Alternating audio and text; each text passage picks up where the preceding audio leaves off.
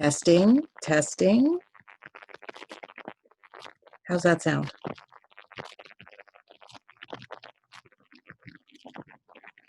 Better? Oh, good. That's much better. I've been on the receiving end of that squeaky thing. That is no fun. It was funny. Danielle just goes, oh my gosh. It was really loud in my ears. Wow. Wow. No fun. Well, I'm glad to say that's out. So I don't know how that happens, but it does happen every now and then. So, all right, I am recording. Good. Ooh, Ash, are you outside? Oh, I was going to say, that's the way we should all be today. Oh, wait, you're on campus. Ah, very cool, very cool. All right, so today, first, how is everybody? I know you're coming from all sorts of places. Oh, good. The warm weather speaking to you?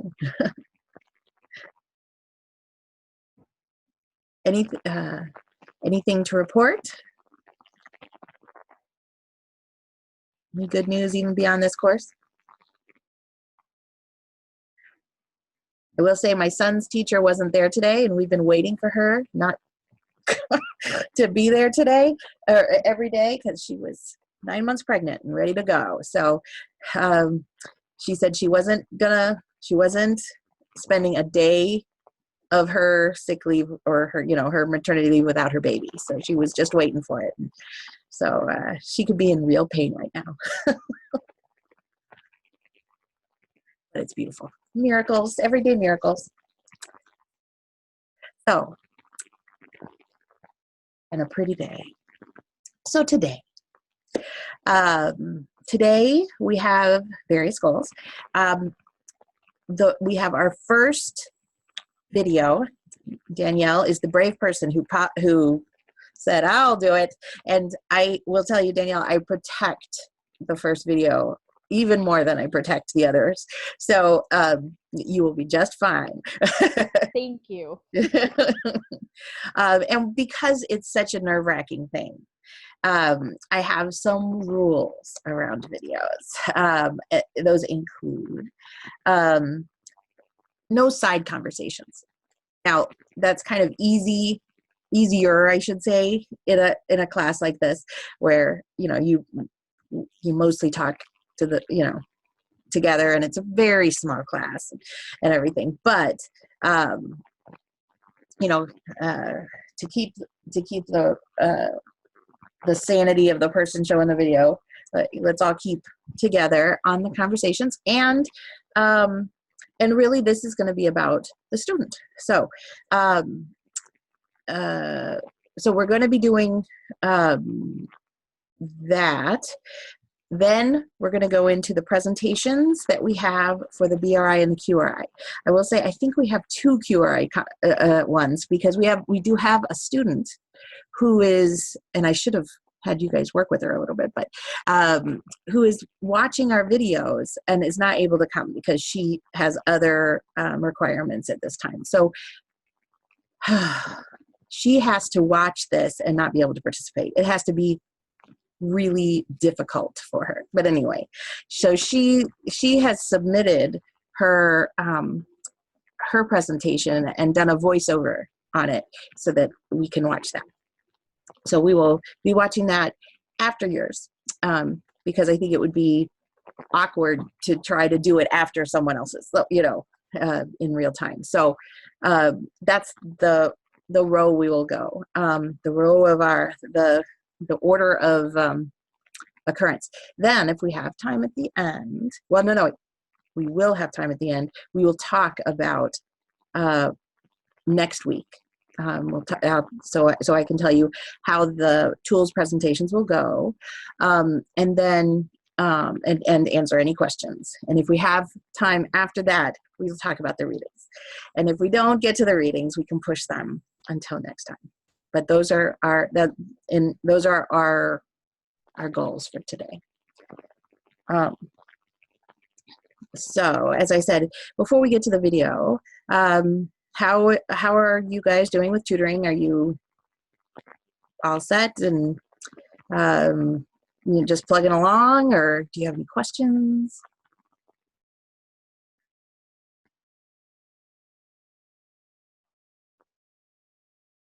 I have a question about my student working with her on running records.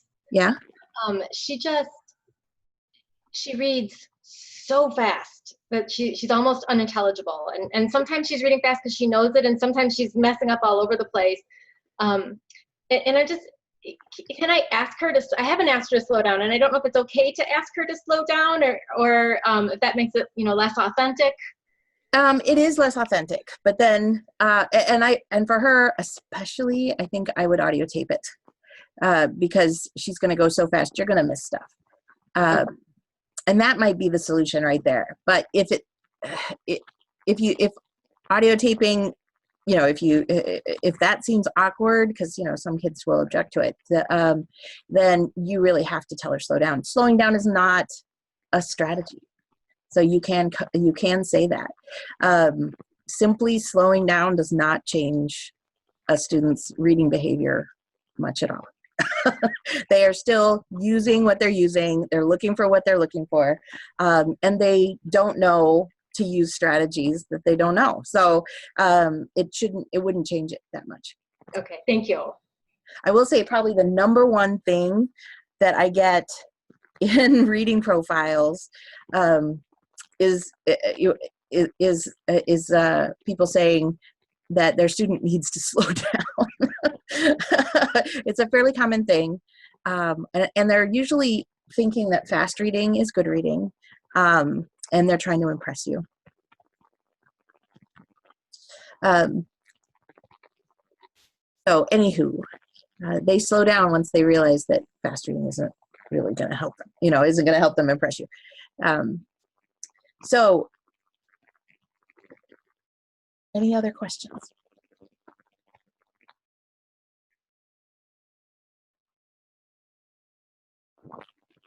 Well, feel free, we've got we always have a nice casual class.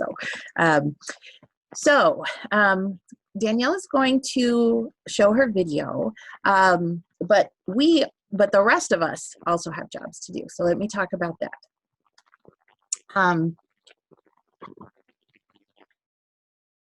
Oops, I didn't pop that up here. Hold on, let me.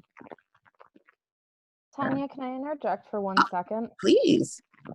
So my video actually is me doing the QRI with my student. Right.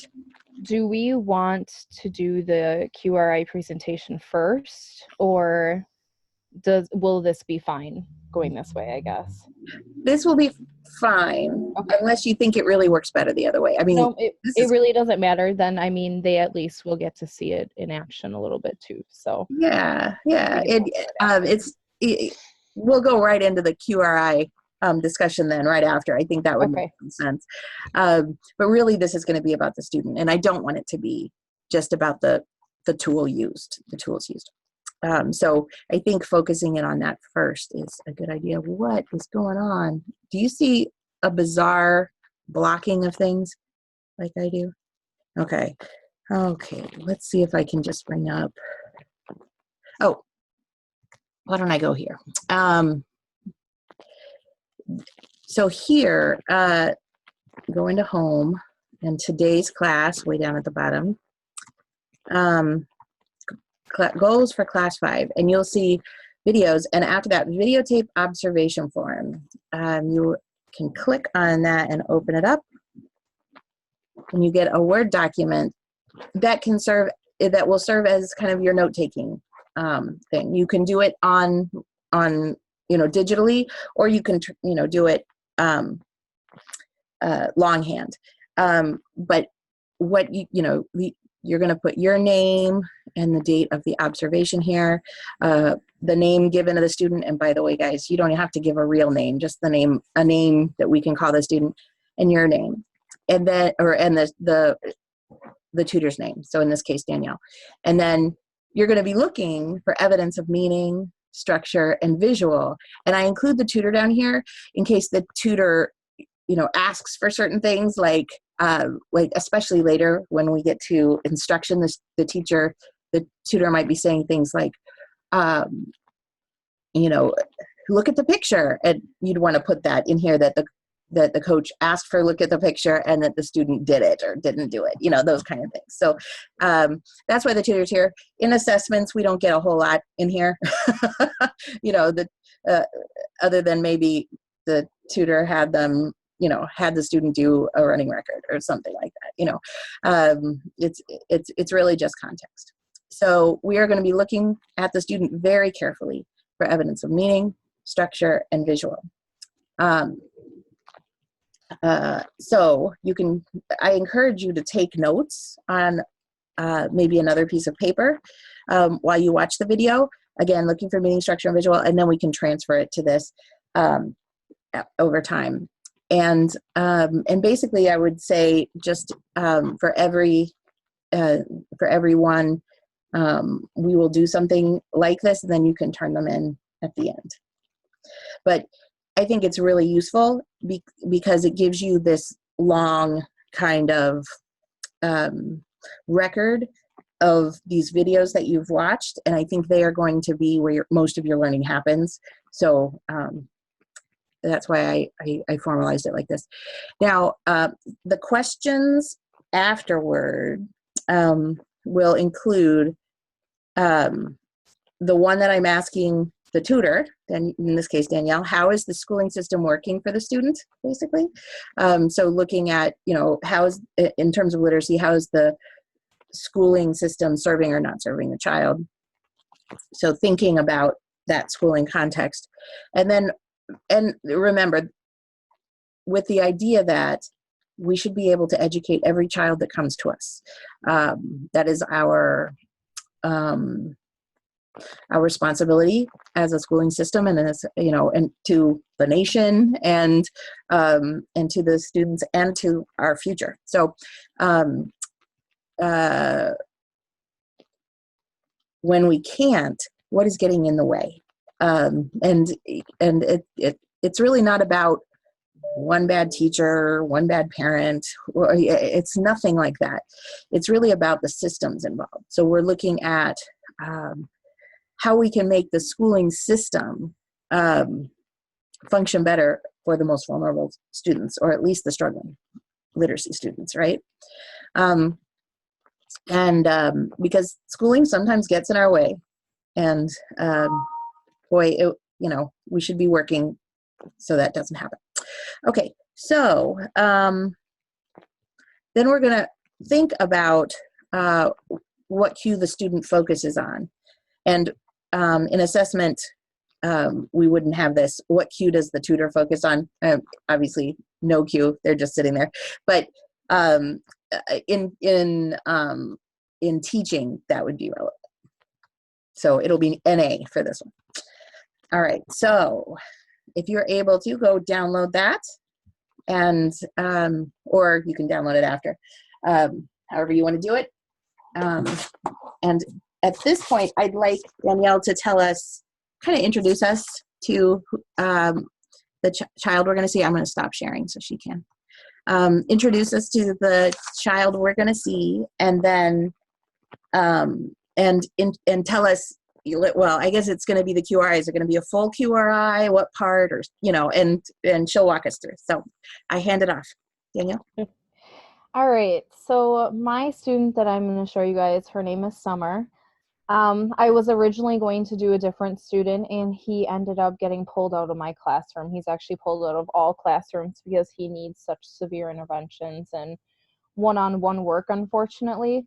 So I was really disappointed because he has dyslexia, and I was like, but I really wanted to form a connection with this girl because she's extremely quiet, unsure of herself, and I don't hear much from her at all. She is part of our special ed program, so she has an IEP in place. So I get to see her for my ELA class, and unfortunately, that's it for my, 45, 47-minute class, whatever it is. She's not part of my Read 180 class, unfortunately, because she does have an IEP, which I'm trying to change. So we'll see. It is technically the full QRI that you guys are going to see. I have 3 separate videos because I tried doing this with a whole class in the background doing their writing. Yeah, it was interesting. She didn't want the attention to be on her, and unfortunately I couldn't pull her out of the room today because there was a meeting. So my class is working in the background, and I actually do have to stop and scold them at one point. So sorry.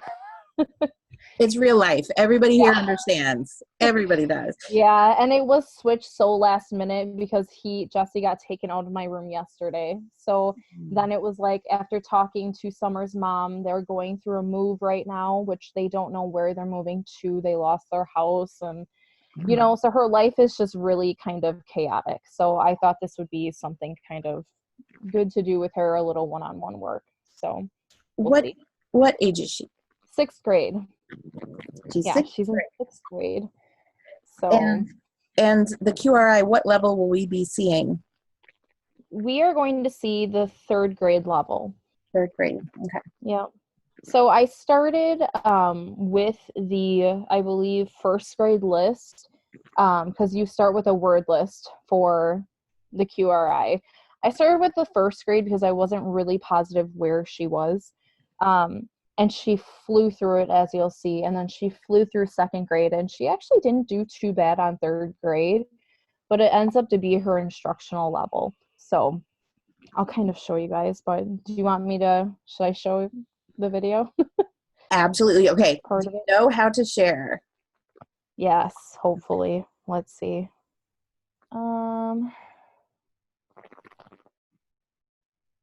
You're going to have to try to bring up, I don't know if you already have it on your screen, the video and the All right. Can you guys and the text. see it? Yes, there it is. All right. Congratulations. So, thanks. That was my lovely face. Now, how in the world do I bring up? So I would, instead of making this full screen, I'd minimize it so you could, not minimize it, make Is it it full screen for you guys right now? It is. Mm, Did you say just share this one thing? You're going to have to I might have. say share Desktop. desktop if you want to. Share desktop. There we go. Okay. Just make sure your financial information or anything isn't on your desktop. All right. Is this better? Yeah. And then put All the right. text next to it, and that will be great. Because not everybody has this. Yes. Now, where did my other one go? Okay. So, too many things open right now. I hear you. We'll start with this one. This is the 2nd and 3rd grade, so you'll kind of see how it looks. All right. Can I minimize you guys? Sure. All right. Ready? I don't know if this will work.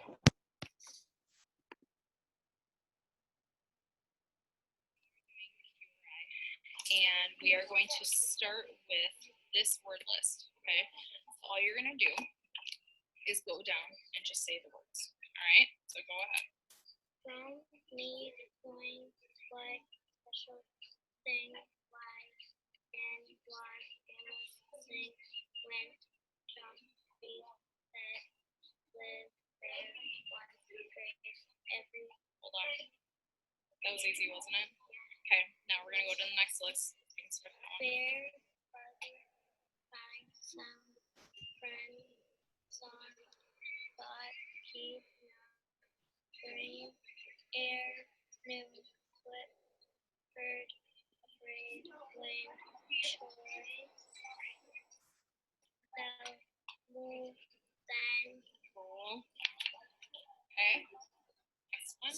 stolen, headed, shiny, else, pig, promise, pieces, suit, push, through, again, food, light, visits, cool, read, insect, weather, noticed in season. Okay, next one. We're gonna keep going. All right, this is Finish, celebrate, believe, confuse, motion, roll, what do you think? Growth. Okay.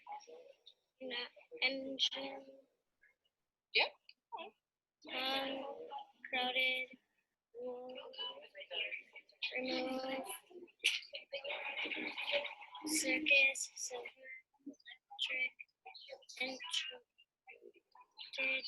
What do you think this? Okay. enemies, load, close, and interested, explained, Good. All right, we'll do one more. Where are we? Okay.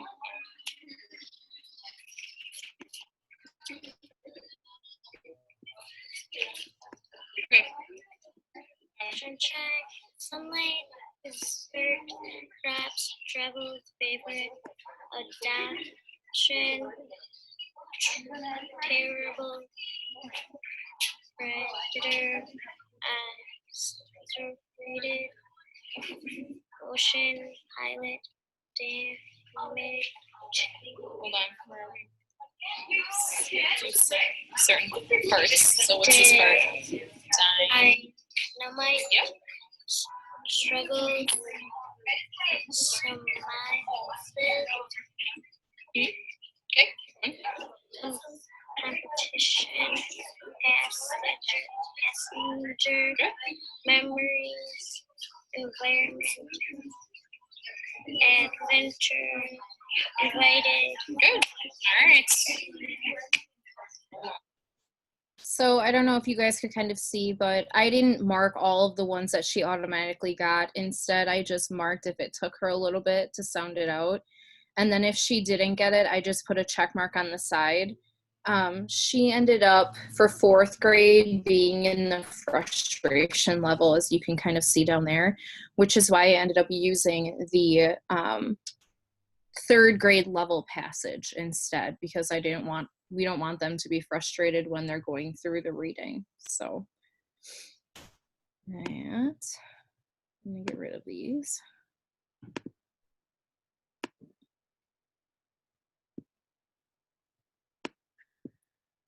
While she's doing that, could everybody hear well enough?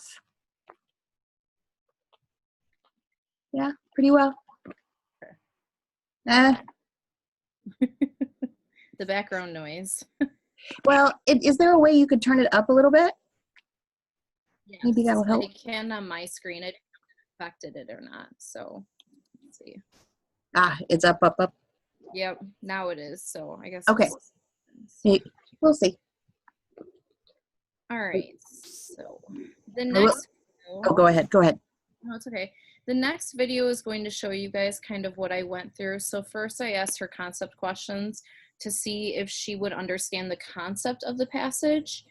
And then the second part is actually going through, why am I dragging? I don't want to do that. Is actually going through, and you can do it running record style. I was brief and I just kind of put in the areas of the words that she messed up on and what she said instead. So stop. All right. I don't know how to best put this on here, but let's see. And I will say that you guys can move our little boxes with our faces on it around your screen if it's in the way or something. Just so you know. All right. Oh, that's a great smiles. Look at that. Yes. It was good to see her smile. She usually doesn't. So, all right. Here is our video then. All right, so now we're going to do our reading. So, what is the title of this one? A special birthday for Rosa. Yeah, Rosa. Good. Okay, so we're going to ask some questions just to see kind of like what you know about Rosa first. Okay. So, what do you think celebration means? Celebrating Celebrating something? What do you usually do when you have a celebration? Yeah, I would agree. Okay. What does it mean if you miss someone? Yeah, you haven't seen them in a while, right? Okay. If you are sad, how can someone cheer you up? How would they cheer you up if it was you and you were sad? Huh? To be funny? Tell jokes? Okay. Got it. Alright. How many candles? Oh, what? I feel like this is a trick question. How many candles are on a birthday cake?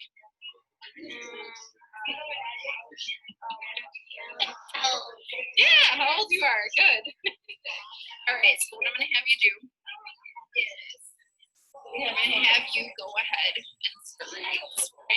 Alright? Today was the day Rosa had currently been waiting for her birthday. She was very happy, but she also felt sad. This would be the first birthday that she would celebrate with all of her family around her. Okay, hold on 1 second. Hey guys, I do need you to quiet down a little bit. We should be writing. Okay? Alright, keep going. The community that The what? he and company that Rosa's father for has given him a wonderful promotion, but this meant that Rose and her parents and her little brother Josie had to move to another state. Rosa liked her new home and friends, but she really wanted to celebrate her birthday with her grandparents, aunts, uncles, and cousins all over her. Then they had spent presents, but it wouldn't be the same if she couldn't thank them in person. They wouldn't be there to watch her blow out all the candles. And what kind of birthday would it be without listening to her grandparents' stories about growing up in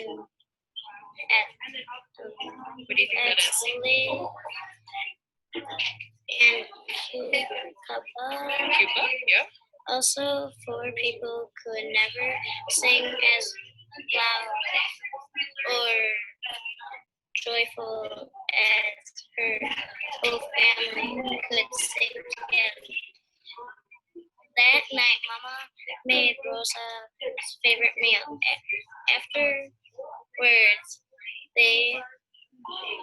there was a beautiful cake. Mother, Father, and Josie sang happy birthday while the 8 candles glowed. Rose made a wish, took a deep breath, and blew out all the candles. I know I wouldn't get what I wish for, she said to herself, but I'm going to wish for it anyway. Then it was time for the present. Rose's father gave her the first present. It was a DVD. I think we should play It's Right now before you open any more presents, her father said. He put the disc into the player. Suddenly, there on the television screen was the rest of Rose's family smiled and waved and wished her a happy birthday one by one. Each person on the DVD asked Rose to open the present they had sent her father. Why they had chosen that gift, especially Rose, for all the presents were unwrapped family singing from some family songs, and Rose, her mother and father, and Josie joined in. Then Rosa's grandfather spoke to her. Rosa, this is a new story, one you have never heard before. I am going to tell it to you at a special birthday gift. It is about my first birthday in this country when I was very lonely for my friends and family. It is about how I met you, grandmother, when grandfather was finished. He and grandmother blew Rose a kiss, and the DVD was finished. Rose felt wonderful. It was almost like having her family in the room with her. Rose hugged her parents and her little brother. I don't think I would get my wish, but I did, she said. That night when Mama and Papa came to say goodnight to Rose, they found her in the bed already asleep, while the DVD next to her. It had been the best birthday ever.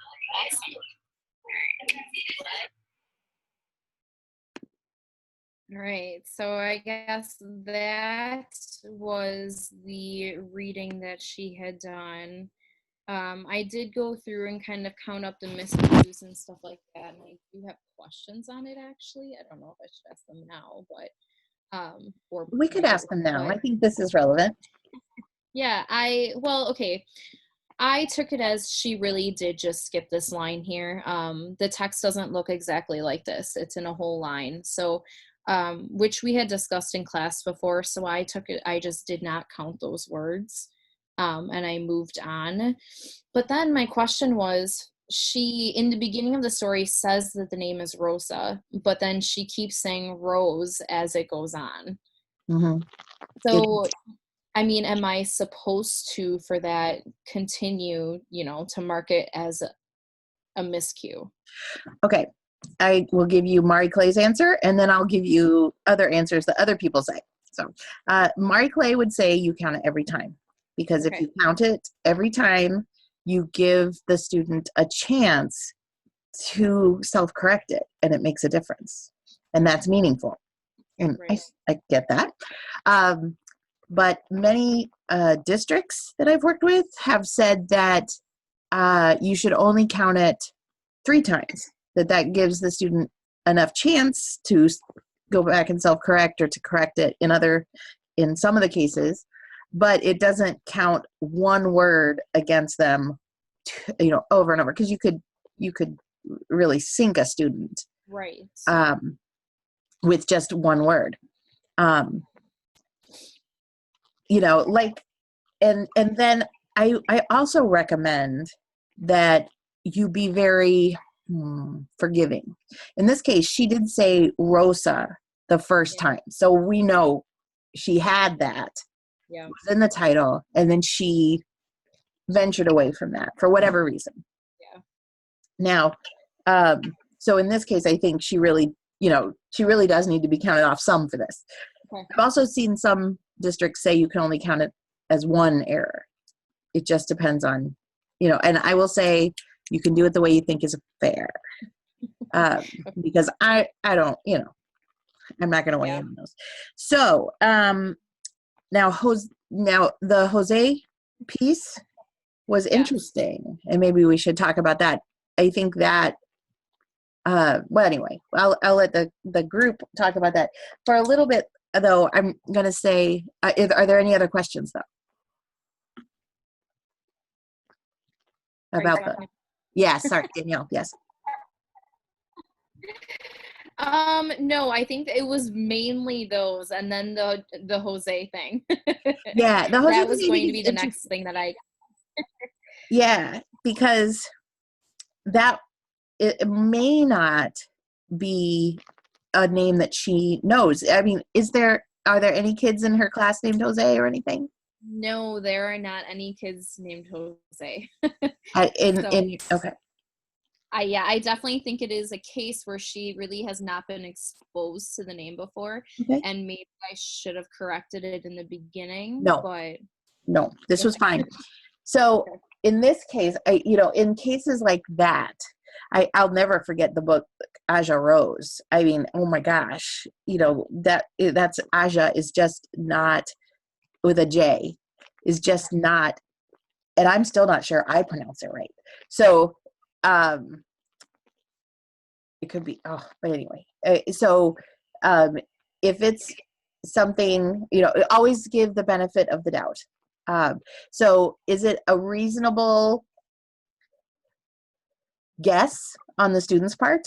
Then I give it to them, yes, especially because names, for right. goodness sakes, you can say that, oh, that must be Jose. And then Jose, the kid himself would look at you and go, no, it's Josie, or whatever he wants, whatever it is. So names are tricky. Okay. As long as it's a reasonable guess, we can give it to them. So with that, I'm going to give people about a minute to kind of glance through the information. Do we need to see anything again? Anybody? I would say we've just kind of written down as much as possible, right? So now just take a minute to kind of look over, and see, analyze it for just a second. Like I said, for a minute, and then we'll be right back.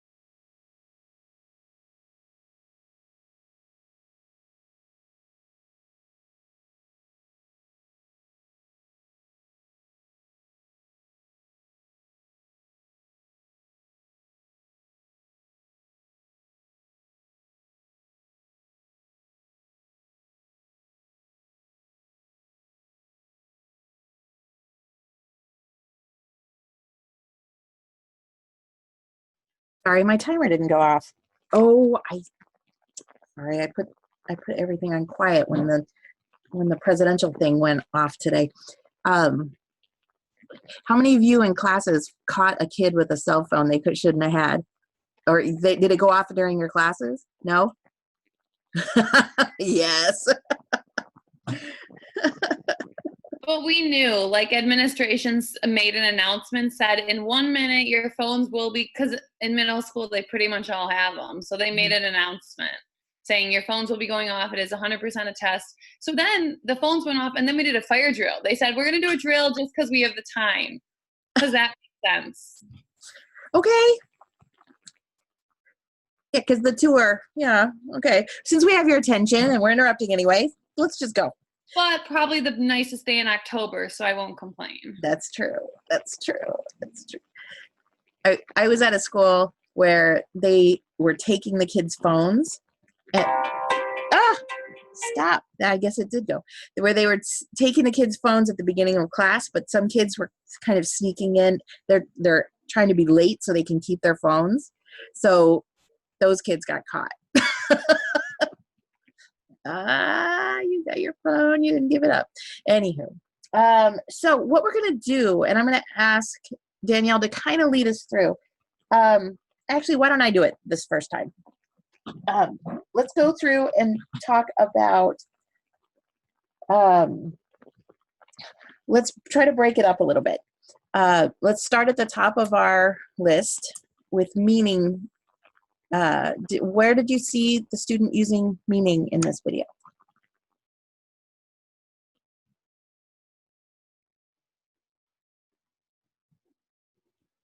I guess I'll start. She Oh, for Danielle, I should have talked about my first rule. You can't answer. fine. You can only answer questions Okay. from us, but we as just viewers have to do the answering. So Anna, go ahead. Would it be meaning when the student said had for has and over for around? Those are two I caught. So had for has, because the meaning is the same, and the sentence kind of kept going meaning wise, and over for around. That was a hard one, but it did seem to do the same kind of thing meaning wise. So it seemed like that would be a reasonable suggestion. Rika?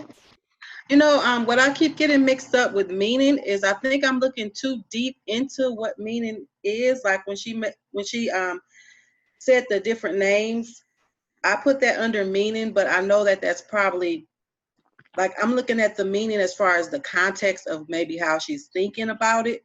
Mm-hmm. But I think it's not really the meaning in the way that I'm supposed to be looking at it, like the meaning in the message of the book, the It's story. both. It can be both.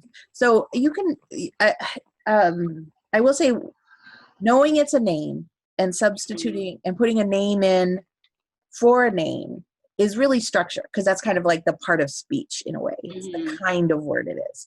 Right. However, if you have a friend named Rose, and that's why you're replacing Rose with Rosa, there's some background, there's some personal knowledge there that is pushing that forward as well.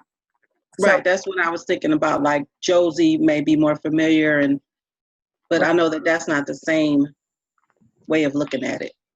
Yeah, but that's relevant for meaning. So yes, okay. It would count. But more relevant for structure, you said? It could, yes. There's, okay. If you're just looking at the kind of word it is, then that's structure. Okay. But you weren't. So in this case, it was meaning. Certainly meaning.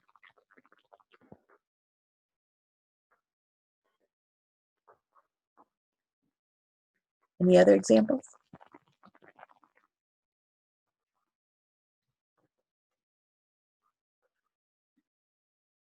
What did she do during the concept questions about her knowledge of the concepts that were going to be addressed?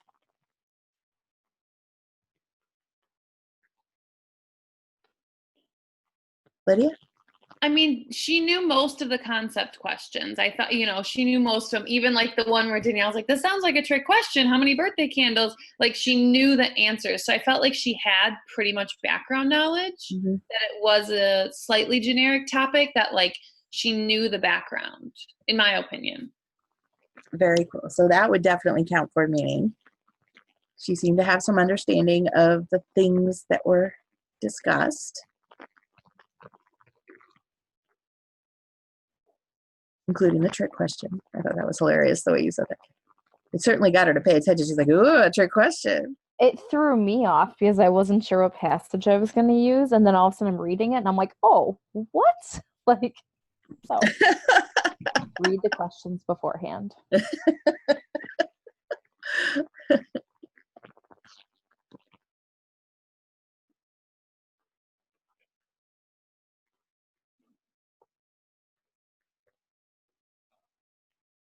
think one of my favorites was grandma for grandmother. I'm pretty sure that grandma, it rolls off her tongue so easily because that is probably what she calls her grandmother, right?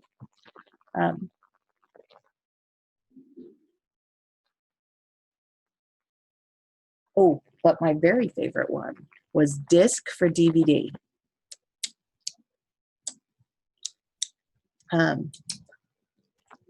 That's the one that I was going to say.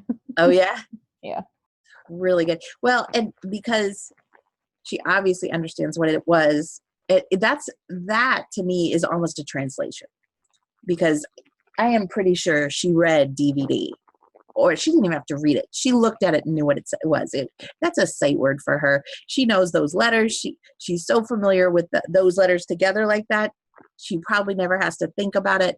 And it's a disc that she puts in or whatever. And it just flows right out. It's a disc, it's a DVD, you know. I think that might have been a translation where she knew it so well and she was so comfortable with it that it didn't really make a difference. You know, she understood it. I might not count that against her. I did have some questions. Well, anyway, so those were meaning-wise pretty interesting. Why don't we go on to structure? What do you see structure-wise? Now, we already mentioned the names, so those are all, you know, when she substitutes a name for a name, it's a structural knowledge. Lydia? Honest question though. So when she said the rose for Rosa, is that still structure, or is that like, is it also visual because of the letters? How, that's my question. That's just a question. Yes and yes. Those are easy answers. Yes, it is still structure because she's identifying a name for a name, but it's definitely visual because it's not just any name. She's using the letters from the name to replace it with a very visually close name. And who knows? Danielle may know if her best friend's name is Rosa or Rose, excuse me, or something like that. You know, that it just kind of gets substituted because some kind of close knowledge, but it's definitely visual structure for sure. Any other structure?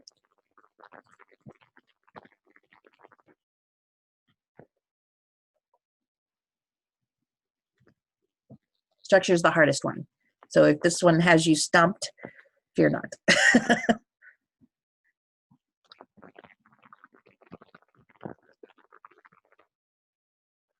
I noticed that there's some words like wished for wishing, smiled for smiling. Would that be structure? Well, ask yourself this question. In those sentences, replacing that structure, can you use that? Can you replace an ing with an ed? You can't always do that. But in this case, you know, if you closed your eyes and heard the sentence, would it still sound right? You probably don't remember the sentence. Right? I don't think so. I don't know. Danielle, could you help us out? Yeah, I'm trying to find it. Hold on a second. There was wished and another one, waved, smiled, I want to say. Where did they go?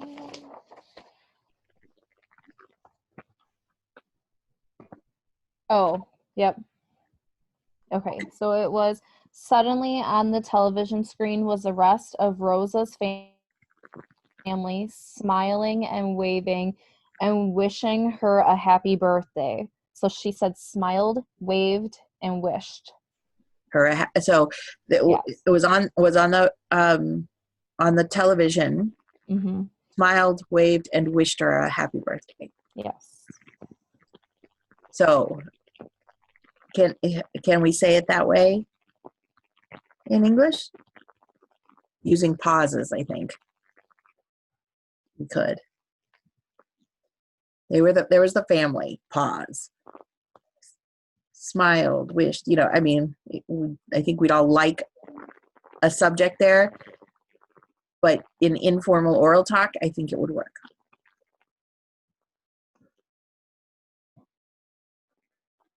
So in that case, yes, then structure was used. Yes, But Lydia? this is kind of the same question I just asked, and I just want to verify. So then those three, the smiled, the waved, the wished, are also visual because it's based on the word?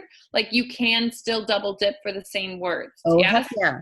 And you can Okay. even use meaning there because she kept that meaning. I mean, those are pretty strong. I call those strong miscues when you use all three. They're almost not worth counting against them.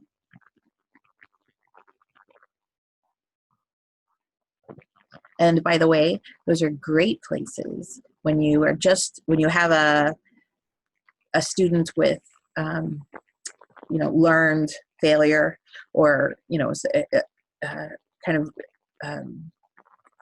anxiety over reading with you. Those are great places to stop and address with the student and basically praise when you're teaching, not in assessment, of course, but when you're teaching, to say, look at all of the strategies you were using here. You were doing a lot of work on these. You really know what you're doing. One of the things I love about running records. It kind of retrains you on how to talk. All right, so any other structures that you noticed?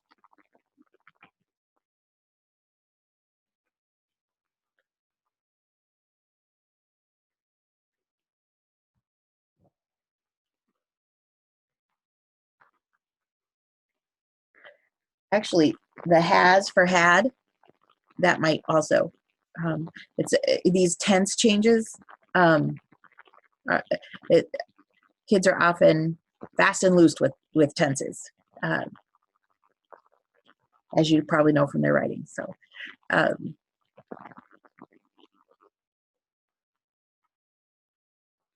that would be consistent. Also, the don't for didn't.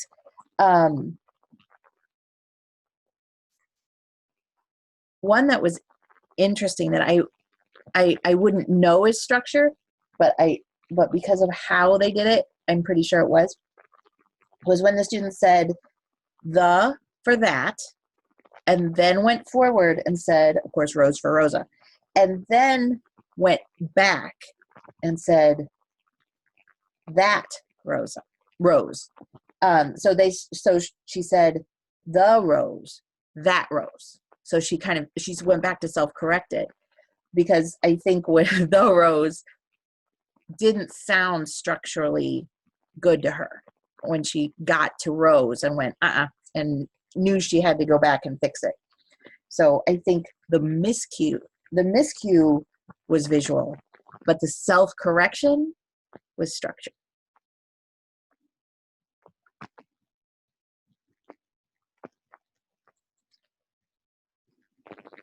Now, there's one I'd like to kind of put out as a question for the group, or actually it's two. When the student said loud for loudly and joyful for joyfully.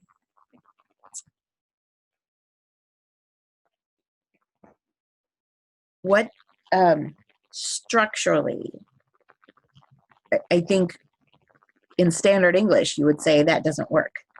But thinking kid English, is that structurally sound? So I put this out there. And actually, Danielle, you know the kid. So do you have any knowledge of the kid that you can provide us? Would she think loud and joyful would be correct? Yeah, she would. Yep. So her structure, her use of language, her knowledge of the English language would support that. Yeah, I definitely think so. I'm just looking at the sentence again. Also, poor people could never sing as loud or joyful as her whole family could sing together. Right, and it's supposed to be loudly and joyfully. So yeah, I think that's definitely a sixth grade trait also that a lot of other kids would do too. So Yeah. So it's a common, at least kid thing, if not a dialect thing. So, so in that case, this child's kid dialect or you know, her own dialect would support that. So, I'm again here. I'd almost call that a translation. I'd be inclined to call it a translation because I think she got the words. She knew the words. She just translated it into her own dialect. Now, where I wouldn't call it a translation is if I thought she really didn't know, she couldn't get those words. She didn't know those words. You know, if she had to sound them out, no, you know, then she would be going all the way to the end. But if her dialect is telling her that it's loud and joyful, and she's just reading it over, that we'd all do the same thing.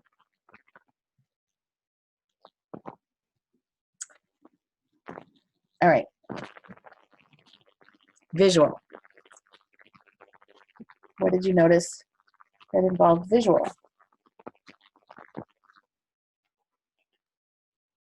Go for it, Lydia. I mean, I think it'd be pretty much everything in the structure. So the Josie to Jose, the Rose to Rosa, smile to smiling, wave to waving, wish to wishing.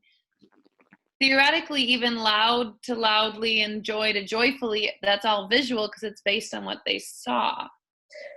Okay, here's a question. Did any miscue not have visual?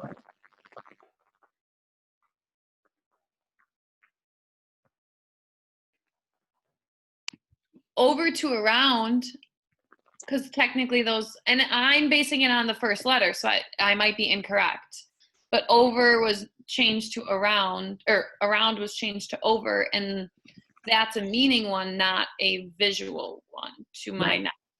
And structurally, it's pretty good too, but visually, that's a tricky one. I thought she was using a lot, like, I don't know if that was her strongest one, but I thought she was using the visual cue the most, but also the other two. But it's just from looking at her, it seemed like and listening to the errors, it seemed like she was using her visual cues a lot. Like maybe that's the stronger cue. I think that's a legit thing. If it's in every single one except one, then it's very likely the one she uses most and first. But you're right, she does use meaning and structure quite a bit. She gets a lot of kind of MSV ones, like aunt for ants, or aunt for ants, or however you say it. Has for had. I mean, she gets so close on so many of them. Yeah. Could that have something to do with, like, I'm not sure if she was distracted or not. Could that have something to do with her level of, like, I know she was focused on what she was reading, but just her level of engagement, or could, like, self-thinking, like she was saying she's kind of shy and timid, and I don't know, that'd be hard to figure out if she was doing a lot of, like, self-talk or self-think, like thinking about what she was reading. It's kind of hard for me to describe what I'm trying to say, but like analytical. You've got a point. I mean, she could have been distracted. First of all, well, she's a shy kid, and here she was, center of attention with a whole class, you know, and a video camera, you know, everything a shy kid wants, right? So then she, you know, she might have been a little distracted. So for sure. And that could have had something to do with her going pretty visual, because she couldn't, her brain, like, they call it an attention economy. Like, you only have so much money to spend, right? On attention, and she was spending some of it on just kind of looking around and at everybody looking at her, right?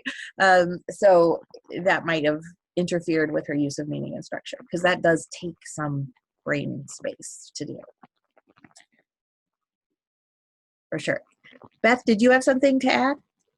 I was just gonna say, you know, I felt like definitely visual seemed like her strongest one, but a lot of them were all three, or at least two of them. And if you look where her self-corrections are, for the most part, that was where it didn't make sense. So even though she's making all these errors, she overall knows what this is supposed to be about and when it stops sounding right. So even with all the errors, I mean, I think it really shows that she does have a lot of skill with this.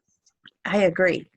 I agree. And the fact that she had that as many translations, I have never seen a video of a child flagged as struggling that had so many translations. And that usually suggests some proficiency at reading, and meaning in particular. So we've got some strong strategies here, and maybe even stronger than we're seeing, because of the context.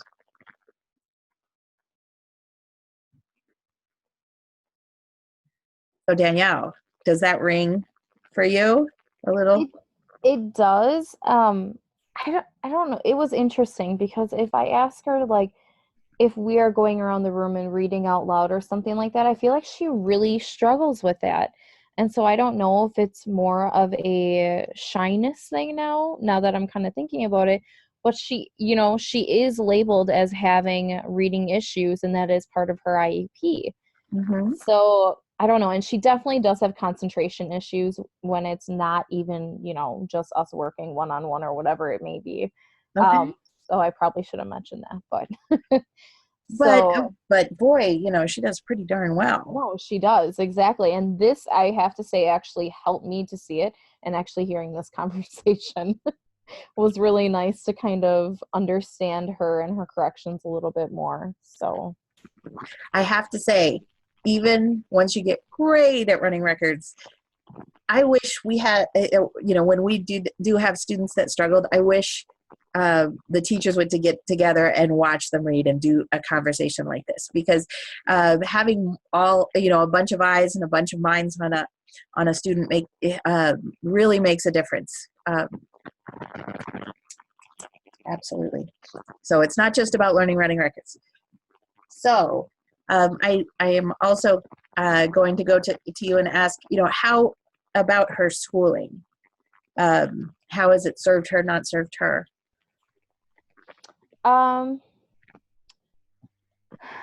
That's a really good question. I would say, well, I think the attention part of it kind of definitely, school does a disservice to it, because I can see that me, like, working one-on-one with her, she definitely did a little bit better than if she, Sure. was on her own. And I definitely see more of, like, the glazed over look, when we do have, like, our instruction, I should say, when I'm in front of the room doing any type of instruction. So I feel like school kind of needs to be a little different for her in that way. And I could definitely change things around for it. Definitely put her in the front. Yeah. Yeah, definitely. I don't know. I'm really curious now, though, as to, like, what she had last year in 5th grade, if she worked with a reading specialist, or if she just worked, I don't know, with our interventionist. I'm not really sure, but it would be nice to know now. Yeah, especially seeing how strongly she really does read, Right. at least at a 3rd grade level. And, Yeah. that she's got, there's no problem with this girl's brain. She is, Right. she's doing pretty well. And Yeah. so, if attention is something, that also could be lack of sleep, concern about, well, where she's going to sleep, you know.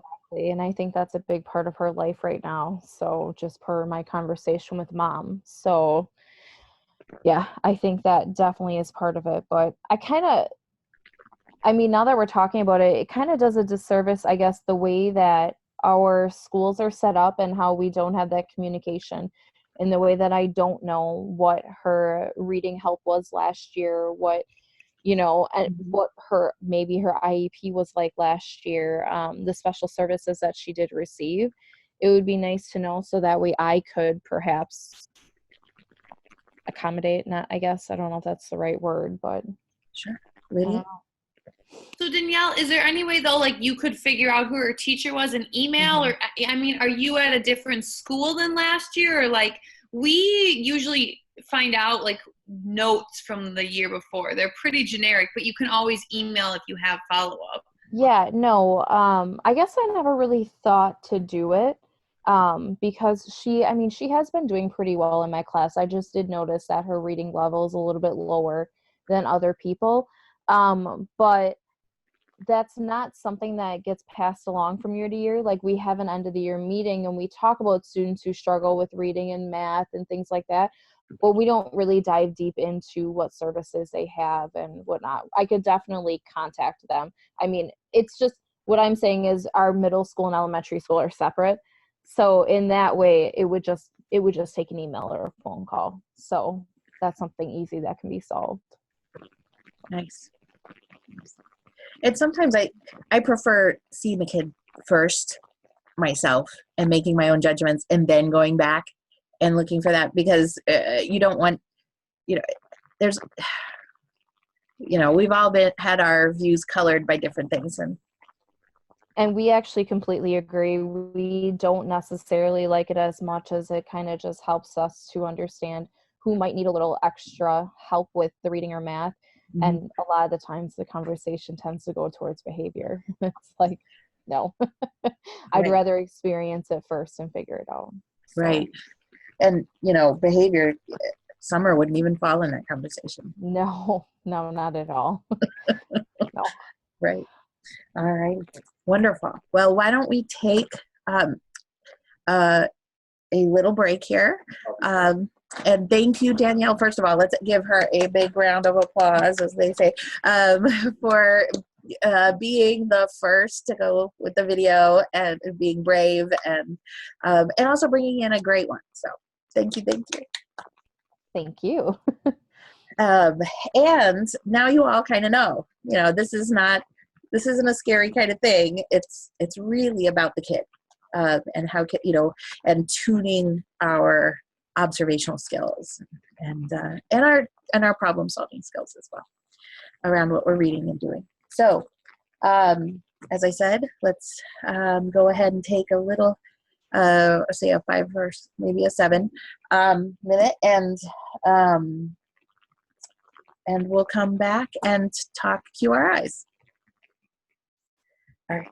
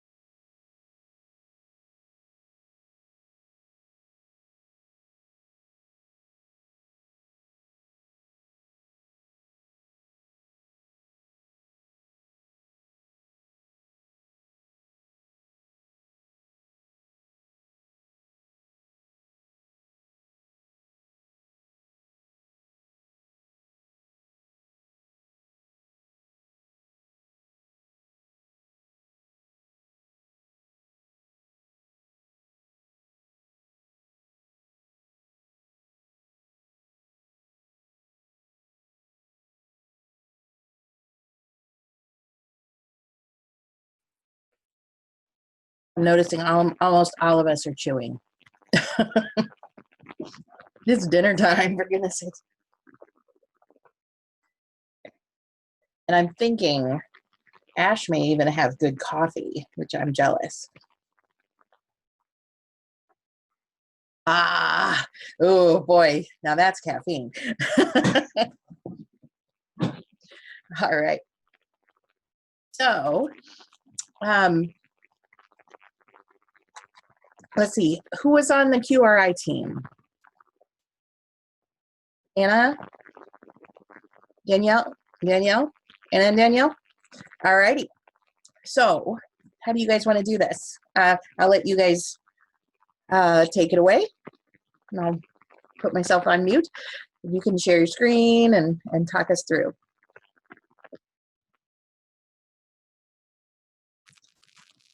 Danielle, you get double duty today. It's been a long day. Oh, I'm sorry. It's okay. I'm living. But when you're done, you're done. Yes, I am. You don't have to worry about the video anymore.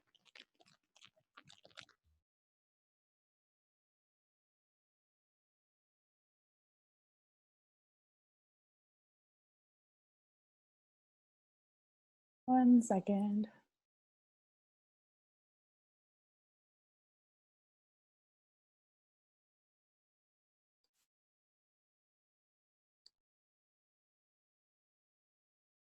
Can everyone see my screen?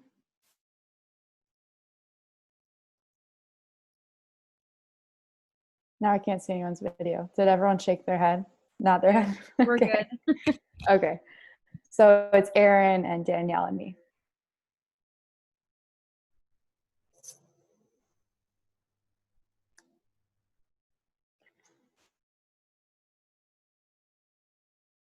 All right, we are going to talk about the QRI, which stands for the Qualitative Reading Inventory. The QRI consists of leveled word lists, passages, and concept questions. It was really cool that Danielle was able to go first today to show us exactly what we're going to be talking about. So 2 things that the QRI shows: the conditions under which students can identify words and comprehend a text successfully, and conditions that appear to result in unsuccessful word identification or comprehension. The goal is to find the student's instructional level and then work from there. Like I said above, the components are the word lists and the passages and questions. So in the word list, they assess accuracy of word identification, assess speed and automaticity of word identification, foundational skills from the Common Core State Standards. And again, it provides a starting point for reading the initial passage, just like Danielle showed earlier with her student, that she gave several word lists and she chose the one that the student was at the instructional level. And then the passages are used to determine the student's reading level and see what are the areas that you need to work on based on their performance. Lastly, there is a variety of narrative and expository texts. We're going to talk about the following things, and basically this is how the procedures of a QRI: the word lists, pre-reading questions, reading the passage, post-reading questions, and then scoring.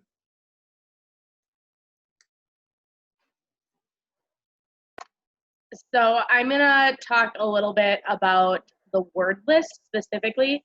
And so I actually just last week did the word list with my students and had a chance to kind of see how that operates and goes.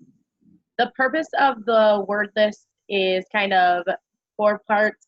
It assesses accuracy of word identification, as well as the speed and autonomy of word identification, determines a starting point for your initial reading passage. So if you do this word list, like, you can kind of have a baseline of here's where they should go with their reading passage.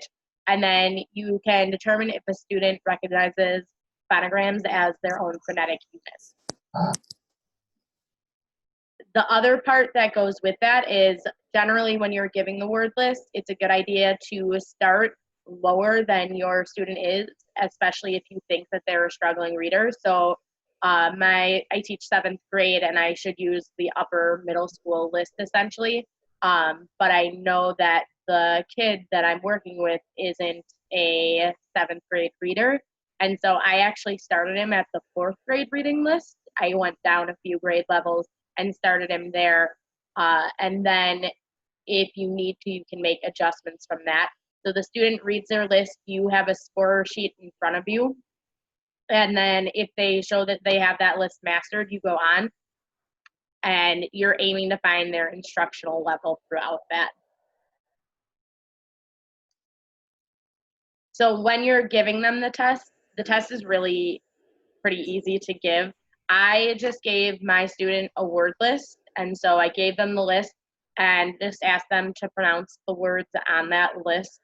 And you have your score sheet in front of you, and you're listening both for how fast they can say a word, so whether it's an automatic word and something that we kind of talk to as sight words. They refer to it in the QRI as an automatic word identification and not a sight word.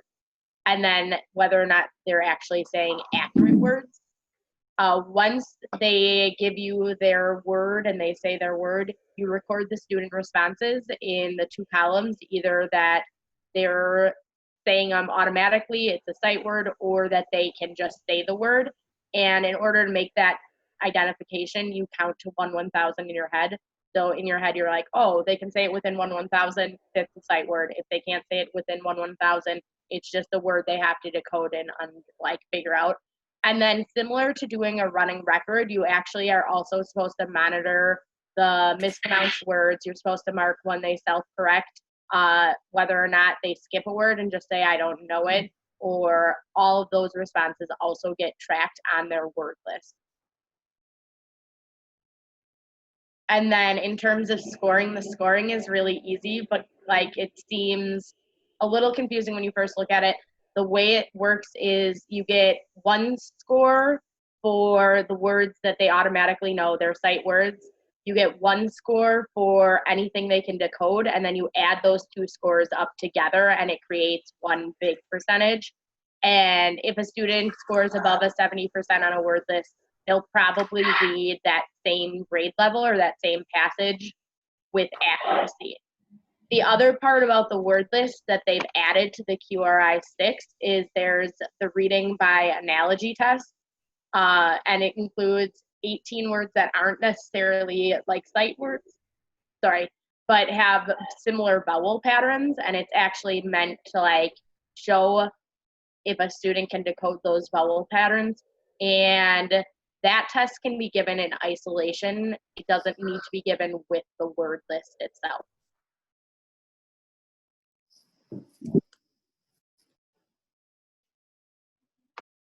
All right, so this is fine. Okay, so the pre-reading activity is kind of what you saw me do with Summer. There are some concept questions that you ask, and it's basically to activate any background knowledge about that topic, and it also kinds to help to show us if that student will be able to comprehend the passage. So, for example, I have Martin Luther King Jr. on here. I would not want to ask a student, obviously, about Summer's age or have her read a passage about Martin Luther King Jr. because she really would not understand it. So the celebration passage was good because she would understand it.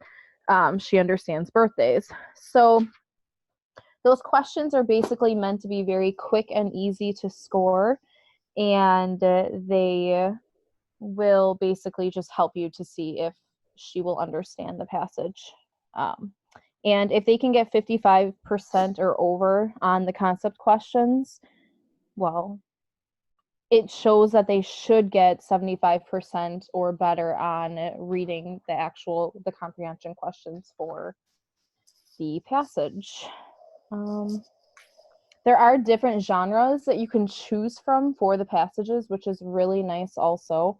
There's a lot of nonfiction and fiction, so that also helps if you're in a certain unit during that time. If I'm talking more about nonfiction in my classroom, I might want to stick more with a nonfiction passage when I'm doing the QRI. Reading the passage is pretty simple. With the lower grades, you may want to, or with the struggling readers especially, you want to have them read it out loud to you. For older grades, if you're focusing more on comprehension, then you might just have them read it silently to themselves, and you might not do the whole running record, and you might not look at the MSV. In that case, you know, you might just head to the end of the chapter and look at the comprehension questions. But for struggling readers, obviously, you would probably want to have them read it out loud and conduct the running record. And at the end, you go through and you calculate the miscues. I had a picture of that later that I can show you if we need.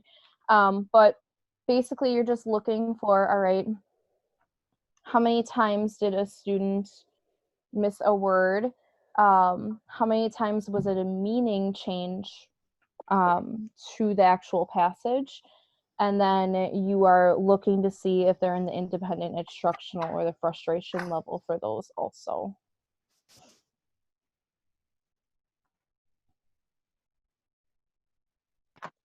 So then after they read, you have a few different options, and there are two major options that kind of exist no matter what. And that's either to like retell the selection or ask questions about the selection. And when you're asking the questions and you're going through the questions, they have both question sets that are explicit and implicit. Explicit, you have to like answer almost like verbatim from the text. Like you can have your own word choice, of course, but it can't be anything based off their own prior knowledge. And then when you're thinking of the younger grades, like the pre-primer passages, they don't have any implicit reading between the line questions. It's only explicit questions. And the scores of the passage will tell you whether you need to move higher or whether that's a good place to stop.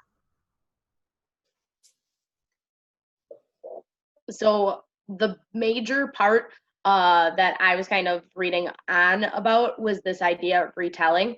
And when they're retelling something, you actually remove the text from them and the student retells what they learn. And its purpose is twofold. If you're reading a fiction element or a fiction story, the goal is that they can read and recite kind of the elements of the story. So can they actually tell like what happens at the beginning, at the exposition, what happens in the rising action, what happens at the climax, the falling action. So all of those things. And then the other part is if they're doing a nonfiction text, can they identify here are the main ideas and here are the details? And so are they just giving you only details? Are they only finding the main ideas? Are they being able to have a good conjunction of both? Then summaries are kind of, it's the same idea. A summary is for the informational text, retelling is for the stories. And generally, summaries are going to be written. They'd ask them to write them down as opposed to retelling was just a verbal thing. When you score them, there's actually like a checklist that the QRI has that says, you know, did they hit A, B, and C? Are they talking about these different points? And as long as they talk about so many of the options or so many of the points in a given area, they get credit for that. The second part of the post reading is lookbacks. So after you ask some questions or you're doing some of the questioning, you retell what they found, especially for older students who are reading nonfiction text, is that they were getting scored at these frustration levels. And part of that is because when we read nonfiction text as adults and we read nonfiction text, it's just longer and we can't remember everything. And so they scored it once without the text in front of them, and then they would do something called a look back, and they'd give the text back to the student and say, okay, here are the things you got wrong, or these are the questions you didn't know. Can you go back and find the information now that you have the text in front of you?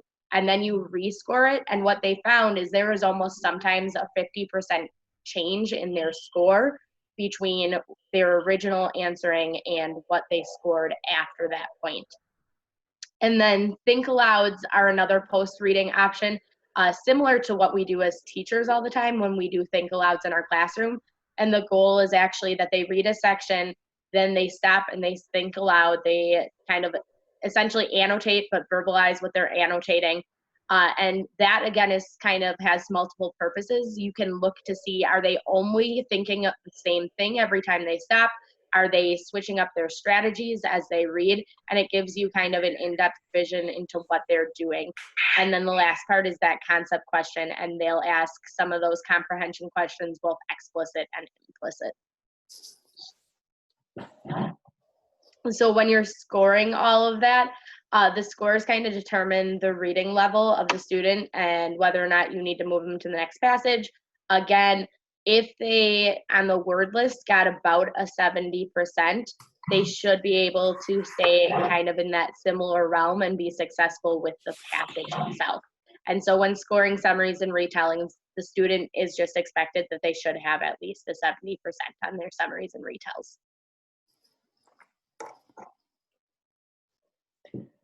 Okay, we have the components of the word lists, the passages, and the questions. And now is when you give them an overall score. If the majority of the scores that were listed above are in an independent level, then you should go up a grade level. They've mastered the majority of the word list, the running record, the concept questions at a high percent. That would be independent.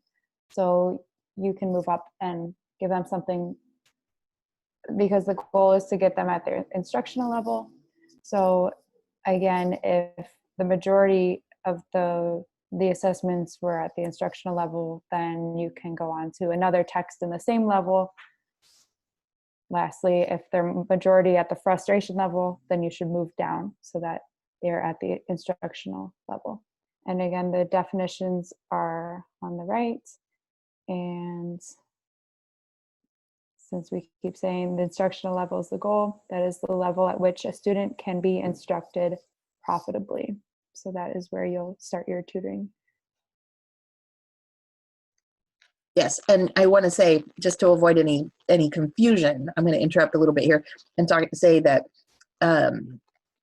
with running records and with leveled books that there are many per grade level, those the rules for instructing are different, but these are pretty much grade leveled, or even like high school is one level for this group. So that you'd instruct in high school as opposed to or middle school, as opposed to the very small things that you can do in first grade and second grade things. So anyway, back to it. I'm sorry, Danielle, you were continuing.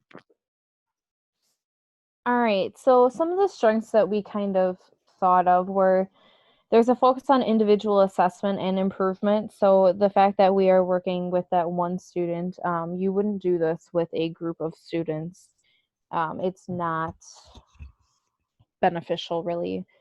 Students at higher levels can be assessed, and you can compare it to PALS or an observation survey. So it's nice that you can continuously see their improvement as you are moving through the passages and the word lists. And there's a variety of different texts that you can use. Between the fiction and nonfiction, it's really nice because in the middle school especially, there's social studies passages and science related. So if you know a student loves science, you can definitely go for that science passage, and in hopes, that they'll be more engaged in the reading. But on the flip side of that, if you know your student is not a nonfiction person, like social studies and science, and they'd much rather read a story, there's usually always a narrative that they can read from also. There are some weaknesses. The biggest one, I think, is that it's time consuming, especially scoring. I know that I'm just starting to get used to it. I did mine today with my student, and I didn't do anything on the spot. I just listened to the recording later and did it all again because it just takes a while to get used to, I guess.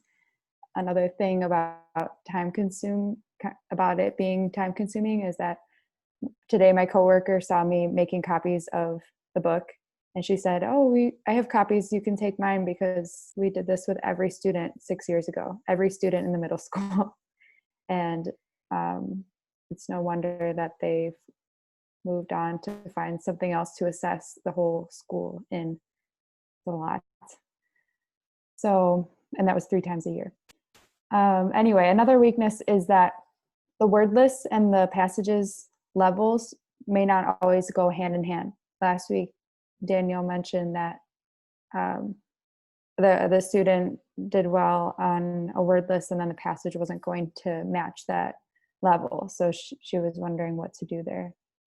Another weakness is that the validity. So if I would say, like I mentioned before, I don't think it's great for all of your students, but to do it with one or several students in a reading intervention group, that would be useful, but not necessarily in a regular classroom for all students. And then reliability. I think there is, with the comprehension questions and the scoring, it can be interpreted differently. And although it may be similar, it's not always the same. So that is an interscore reliability issue. And then another reliability issue would be that having different genres could mean different scores.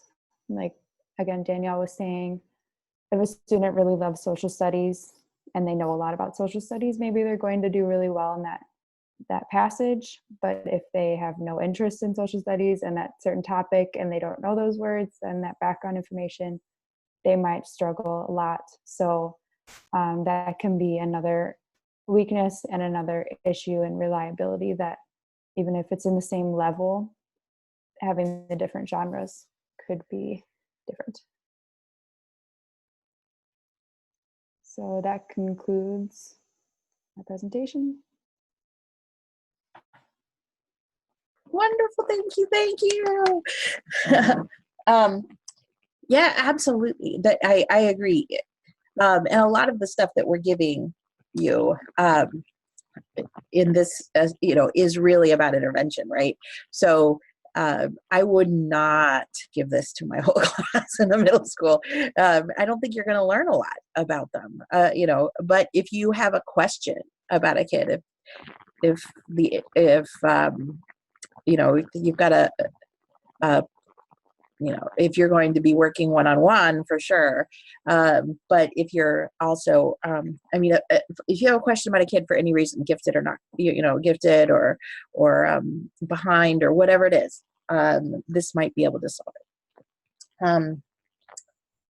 And I do want to make it clear, you guys talked about this kind of in separate sections, but you are supposed to use the think aloud with the silent reading, and that by using them together, it gives you access to what the child is thinking, even though you're not hearing them make miscues.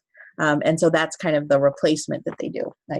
I'm just not sure they got that. So, and I think that's just a nice trick that they did with that. I really like that particular option. But and this goes to your reliability piece. There is a disc, or actually nowadays probably there's a website that you can go to and get trained on all of this. They have videos showing lots of stuff. So showing you how to do a think aloud, how to do the think aloud with your students so that you can tell them what a think aloud is, because certainly students don't always know how to do them. And there's a lot to knowing how to do this. And not everybody is going to be well trained in it, and that will dig right into reliability.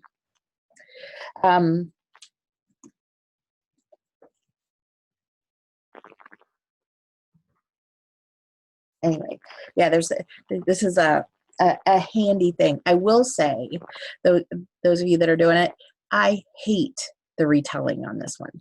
The little checks, they have like every few words, spread out, then you have to check every time, and the students never say those words in order, so it leaves you kind of running around. I always have to audio tape my retelling and then go back.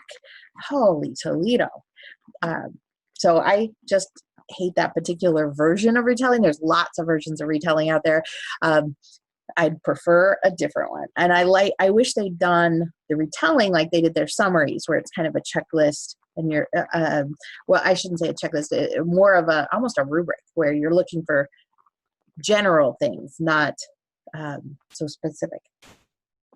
But truthfully, in a retelling, you have to get all the little details. Yes, I'm sorry, Danielle, you were going to say something? No, that's okay. I actually was just going to say that was the hardest part about doing it with Summer, I have to say, was that retelling, and then knowing that she was retelling a lot of it, but she didn't hit anything in the background/setting category. So then I found myself wanting to lead her, like, what do you know about the background and the setting of the story? And you're not supposed to do that, but it's just something that I think completely slips their mind. They go for those big important events. So Sure. it was hard. And I always like to say retelling isn't something that we pop out of the womb with. I mean, retelling is different than summarizing. It's not about, giving just the broad swaths. It really is about almost word for word retelling, saying it all again. And that, I'm not sure that is the exact skill I want my students to walk away with. So it's all right if they don't give everything.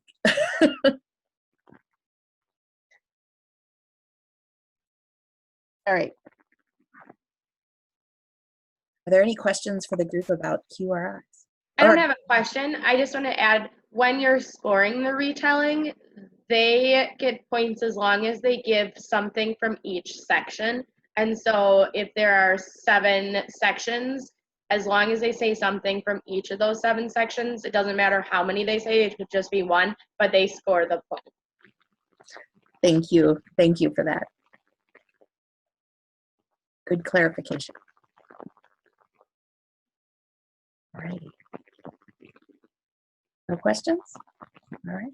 It's a nice option, and it goes from pre-K all the way up to to high school. And it usually, I think, throughout has narrative and expository options. And in high school, they really break it down by discipline. So you can have a science option, a math option, all sorts of different ones. It's nice. And they're always trying to improve those passages to make them more accessible. All right. So now we're going to go on to the BRI, the Basic Reading Inventory. And who's on for that one? Lydia Nash. Okay. Well, then I will back out and let you take it away. Okay, I'll share my screen, but I'll preface by saying it is very similar to the QRI. Like, very, very similar. Yes. Yes, that's why you're doing it right now. Can you guys see the PowerPoint? Yes? I can see it. Okay. Good. I lost everybody because okay. So this is the Basic Reading Inventory. It is extremely similar to what you just heard. All right, so the BRI, the Basic Reading Inventory, is an informal reading test that you give to students individually, and then you use those results from those tests to better your teaching. So for small groups, blended learning, etc. And just like the QRI, the BRI has multiple sections, A, B, and C, which have passages like stories, which don't usually go over 100 words, and word lists from pretty much pre-primary all the way to 12th grade. And then there's LN and LE, which are longer passages, and then a reading assessment section. The word lists, like I said, are from pre-primary to grade 12, and there's 20 words per list. And then the reading passages are also from pre-primary all the way to grade 12, and they're found on forms A, B, C, L and E, and LE. And they're used to test silent reading and oral. The reading passages, A is used to assess students' oral reading, B assesses students' silent reading, and then C is used to estimate students' listening level or as a post-test to assess growth in reading. LN and LE are longer passages, and they're usually used for kids from grades 3 through 12, and you can use them for oral or silent reading. And we're going to show examples of the word lists and the passages in the coming slides. So, to grade your word list, you follow these 4 steps. So you cover up the word list with a piece of paper, and then you show one word at a time, and the student reads the word. And the teacher then writes a plus or a check or whatever you want to do for your mark for the correct word, or writes the misspoken word if they say the incorrect word or if they mess up the pronunciation and whatnot. And then you continue with the process until the student does not pass. So sort of like a running record. And then there's independent, instructional, and frustration. Obviously, independent being the highest and frustration being the lowest. And here are the examples. You guys can see the words list. And then at the bottom of the picture on the right, you see the scoring guide, which is actually a really positive thing with the BRI, just like on the QRI. You get the scoring rubric at the bottom. So once you're done grading, you can just figure out where the student is at based on the rubric down there. And it's pretty much similar to what you saw Danielle doing. You know, it has that Mhm. site, it has the analysis, and you can kind of, and if it's quicker to not check and only do the misspoken words, also, you know, to each their own.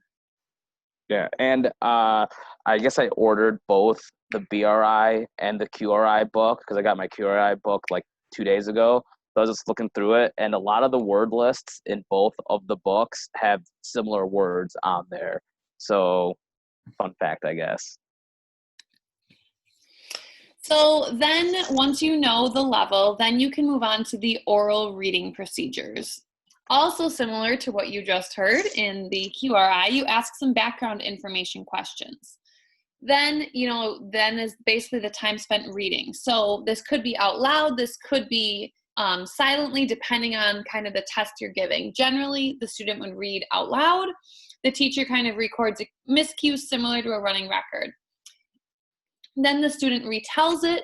The teacher can kind of jot or highlight what they're saying, and then you give a score based on how well they retold. Basically, did they hit the key points? Yes, no, and you give points accordingly.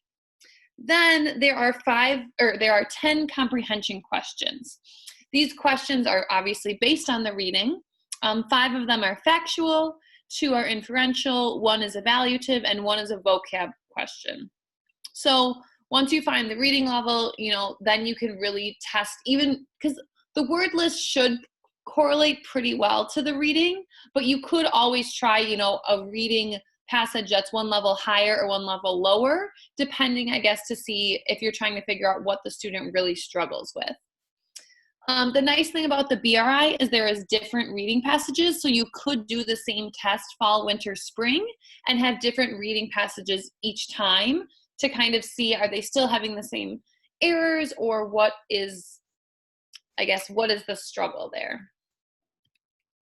Here is a picture of the general reading passages. These could be used for oral or silent. Notice the picture on the left is kind of just what it looks like to the student. On the right is the teacher copy. So exactly pretty much what Danielle showed you. You can do the running record of sorts on the writing or as they read. You can count the miscues, significant miscues. And then on the right is those questions. So those are basically speaking, what do they, what do they comprehend about that reading passage? You kind of just jot it as they're going, and if you need more, you can always ask a quick follow-up question. These are the longer passages. These are over 100 words, and this is a little bit more intense. Obviously, it's a longer reading passage.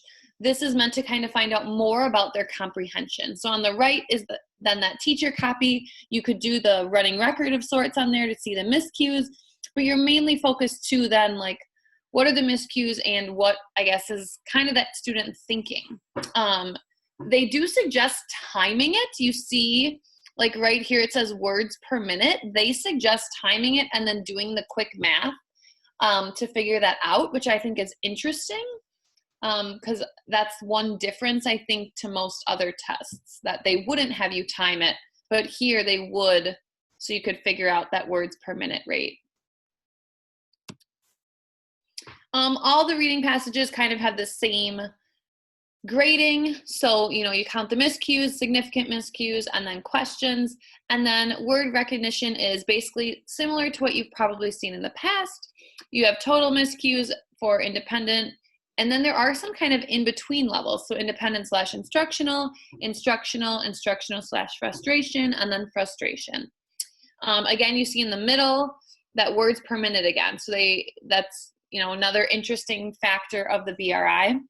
And then retelling, was it excellent, satisfactory, or unsatisfactory? And then the comprehension questions, which are generally on the right hand of the teacher page. How many questions did they miss? And again, those similar levels. Obviously, if they're missing more questions, it's becoming more difficult. And if you notice a student is doing obviously like very poorly on the reading, you don't ever have to go ahead with, you know, the comprehension questions. Like most running records, if you could tell it was a real struggle, you know, you can always jump ship and try an easier one if needed. So the analysis, once you read, once the student reads, you can look at those self-corrections, you can look at those miscues and kind of do the similar aspects of what we've been discussing in class. This is going to give the teacher that information of what is that student really struggling with. The nice thing about the questions is that they're specific to, you know, is it inferential? Is it a vocabulary? And you can kind of see based on the question also what the student is struggling with. Helps you find independent, instructional, and frustration level. You can try harder and easier reading passages based on how well the student does. Yeah. There's a lot of data that you can get from conducting these tests, which is beneficial since like education is moving towards more like data-driven lessons and whatnot. Absolutely. It's going to help you find the student's strategy for word identification. You know, generally this is probably used in a higher grade, so it's less probably about sight words, but it's more about that phonemic analysis, the context clues, structural analysis to pronounce words, kind of how they're reading as a whole. You can do this silently, you could do it orally, so you could find their listening level, you could find their silent reading level to kind of figure out what they comprehend, and or when they're reading silently or when it's read to them, which is another interesting factor of the BRI. Here is a couple more pages that are super intense. Look at all of the insane data you can get. So like on the left here, there's all these things about comprehension. So are they trying to construct meaning? Are they making predictions? And you notice it's kind of a scale from poor all the way over to excellent. And there's all of these different things that you can learn about, which is super interesting. It even goes down to like attitude and confidence. You know, how do they feel while reading? So that's super knowledgeable. It gives you tons and tons of data. On the right-hand side is another form of data that you can collect. You know, this is for, you know, the grade level. So how are those word lists, word recognition and the comprehension. These are the longer readings, which the LN is for longer narrative, LE is for longer expository. So depending on your content too, you know, if you're more of a science-based, social studies-based teacher, okay, maybe I want to do the expository to figure out how that's going. You could figure out their listening level if you decided to read it to them and then ask questions. The BRI is really awesome because you can get tons and tons of data. So finally, some of the strengths and weaknesses. The strengths is it's an assessment for oral skills. It's assessment for silent reading skills. It's giving all of these assessments and passages in this beautiful little book. There's different passages along time, so you could do the same thing, fall, winter, spring, and still be testing students at the same level. I mean, we all hope that they're growing, but you could still give them the same grade, 3 months later in winter and see, are they still having those same issues or have they grown past it? A strength is that there's lots and lots of data collected. Tons and tons, as you just saw on these images, like there's tons and tons of data that you're getting from this test. Another strength is you're finding the students' independent instructional and frustration level, and kind of those in-between ones too. Some weaknesses, some of the cultural relevance isn't quite there, to be honest. It's something that not, if it was a completely urban school, some students might struggle with some of the context and the cultural relevance.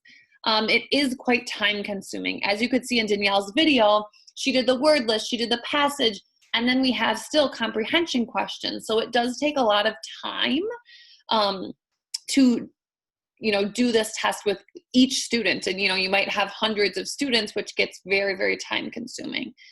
And last but not least, another weakness is that it's very complex and takes time to train staff members.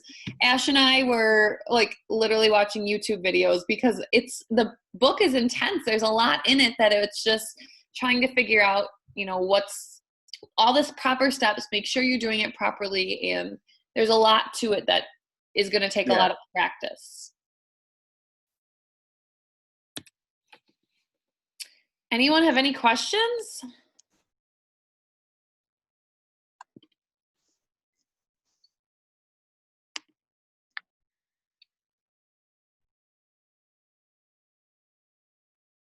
Okay. No questions? Unknown Oops. caller. Stop. All right. I have comments though. But nicely done, nicely done. And I love having the BRI in this class because it does do some things that that the QRI doesn't. And first of all, I think it's important that you guys know that the things today, the BRI and the QRI are all part of IRIs, which are informal reading inventories.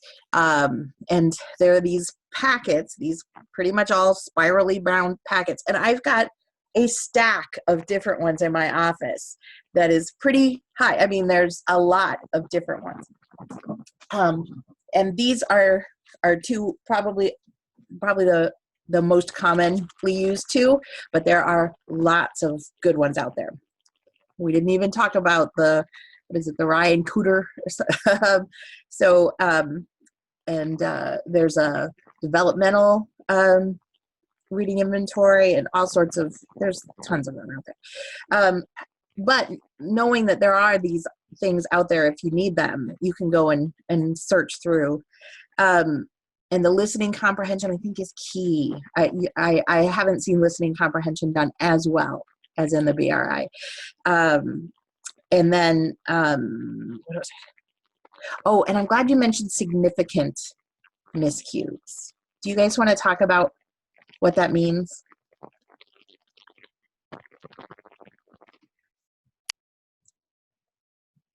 So to my understanding, it's anything that's like those major ones. I have not done this. I will be totally honest. My intention was to do it early this week, and that did not happen.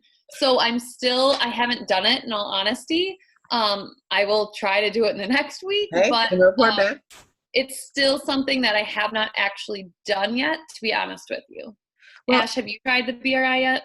No, I've not. We just finished map testing, and I'm not trying to overwhelm the kid right now with more reading. Hey, here's another test. I know you want to do another test. Exactly. Yeah. Well, significant miscues, I think, when you're talking about major miscues, I know in the QRI, they talk about miscues that change the meaning being the ones that get counted. And even though you can count all of them, those are going to be the ones that make a difference about passing or failing. And I believe you can make a choice on that. But I think that's an interesting way of looking at it. It kind of changes up the running record that counts everything and really focuses on those meaning making changes. So in that case, that would really change the results for a student, for whether they passed or failed. Also, I think on this one and the other one, I don't remember, but you have, one of the things about these IRIs, you often have to pass both the passage and the comprehension questions to pass that level.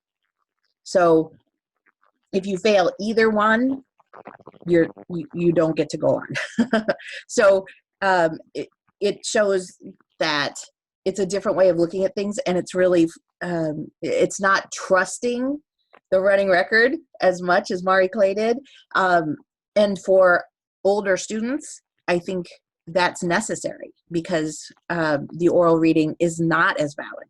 So, being able to get that insight into the meaning, I think, is really important. And then, I'm just going to applaud the cultural relevance piece. I think in all of these tests, the culture, that's really a common issue. And that kind of explains why some of why our testing doesn't, I won't say it always shows, it always underestimates students who don't have a common culture with the test takers. But it's one of the institutional structural hurdles that that students that we often don't serve well has, in addition to everything else. So it's just not as engaging for those kids. Like, even just like the simplest example, like some of the names of the characters in the stories are, they're not like relevant to like some of the kids that I teach. They aren't used to those names, so they're like, again, they can't like relate to the characters. This is like overall theme in like all of our tests. Absolutely. So heads up on that. And thank you. At this point, I'm going to try to bring up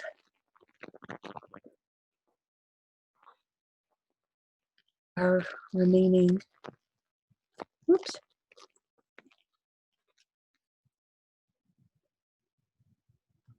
Can I ask a quick question, Tana? Oh, please. On that Google Doc that you were just looking at, Yes. what are we supposed to put in that bottom section where it said teacher and then MSV? Like, what do we put for that part? Okay, well, I asked Danielle about, how's the schooling system serving your student and stuff. So you can just write down little notes on Okay. that. And as far as what the student was focusing on, I think you guys pointed that out as well. Kind of visual is probably the most important, but structure and meaning are also there, just kind of the profile, if you will. And then the last one you just put NA, because it's really, until we get some instructional videos, it's not going to be that relevant. Now what was I doing? Sorry. Oh. I didn't mean to distract you. Sorry. No, that's okay. I can't, I'm lucky to put one foot in front of the other. I appreciate the questions, actually. I just need to think, where did I ask people to put it? On this, D2L, I know exactly where to look, but here, I'm not as sure about what I did.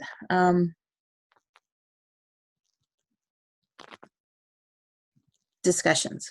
Do we have a discussions page? Is that where it was? Oh, here it is. Diggity. All right. All sections.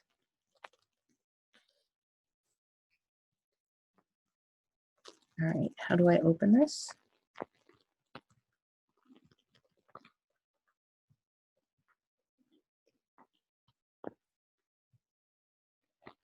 Okay, there's got to be a way. Sorry, guys, I should have done this already. Didn't think it would be this complicated. Hold on.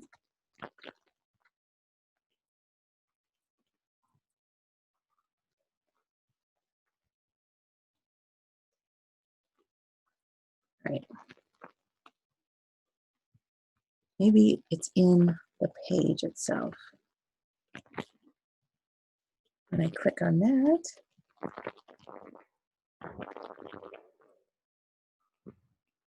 oh, here we go. Yes. Whew. All right. Now,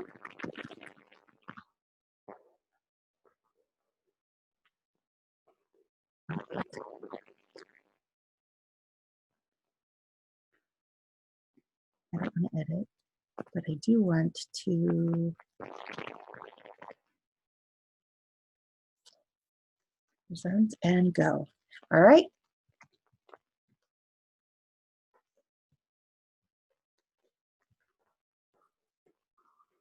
The QRI 6 edition, which is what I have, provides graded word lists and numerous passages designed to assess the oral and silent reading ability and the listening ability of the students from pre-primer 1 through even high school levels.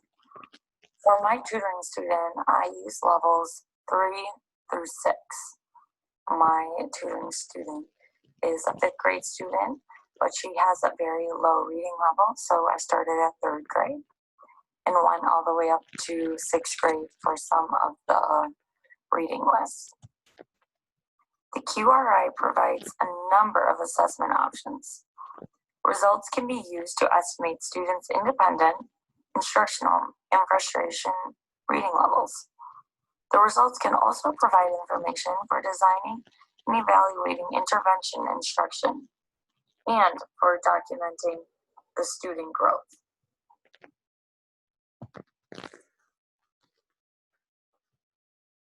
So I can just make this go out.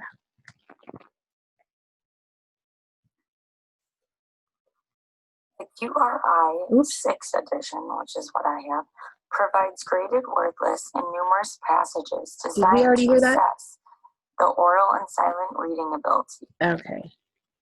All right. Sorry about that.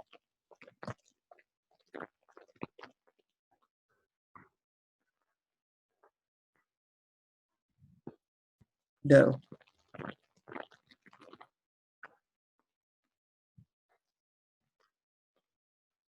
Okay, wait. I want to go back. And oh, here we go. For the passages section of the QRI, I used a narrative piece. First, after she read it, of course, I asked her concept questions. Once she answered the concept questions, I ranked them on a 3, 2, 1, 0 basis. 3 being she completely understood the question and got it correctly, and 0 meaning she did not understand the question and did not get it correctly. After the concept questions, I went in to asking her to retell the story that she had just read. When she is retelling the story, I am checking off certain parts that she got. Some of the main sections are background and setting, the goal of the story, certain events of the story, and the resolutions for the ending of the story. At the very end, I asked her questions based on what she read. They are from implicit questions to explicit questions. For example, what was Margaret Mead's main goal? That would be an implicit question. An explicit question that I would ask, what did Margaret Mead do with her notes and where did she keep the records? After this, I would total all the results together and discuss what her further tutoring sessions will be. All right, I think I skipped slide 3. I apologize. I mean, slide 2. See if the audio comes up.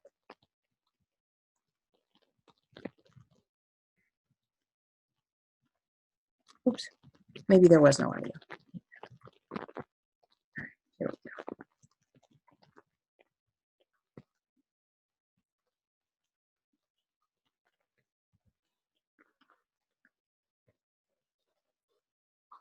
How are reading levels determined?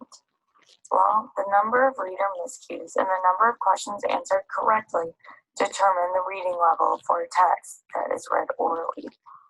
The number of questions answered correctly determines reading level for text that is read silently. The independent level is which a student can read successfully without assistance. Oral reading is fluent. The student reads in phrases with expression. Both oral and silent reading are free from behaviors such as finger pointing. The instructional level means that a student can read with assistance from a teacher.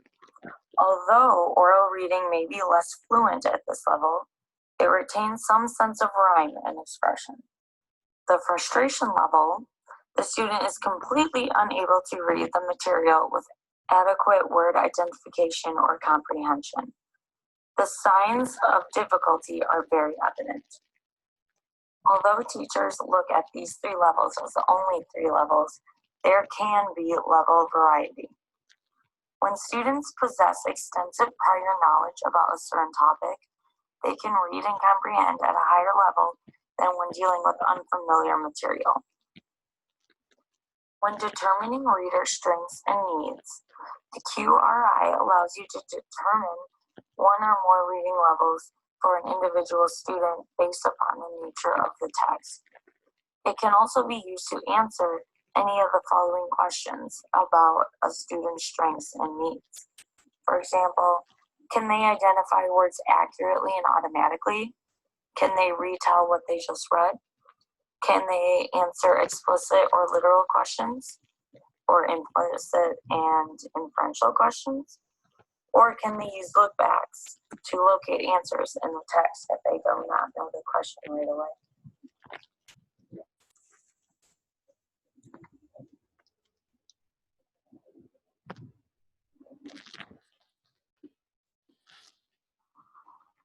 I can take the assessments and use them to better help design interventions for my struggling students.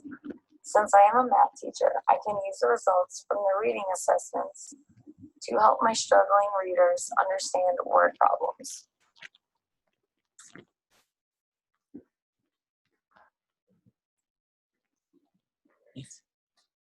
Retelling is also more difficult in expository text than narrative text because of the structure. They are assessed by determining the number of words retold and the percentage of words that are exact matches or synonyms. Think alouds are also a factor. Readers who connect the text to their background knowledge, or they make inferences and integrate information across the text, usually demonstrate a much higher comprehension than those that don't.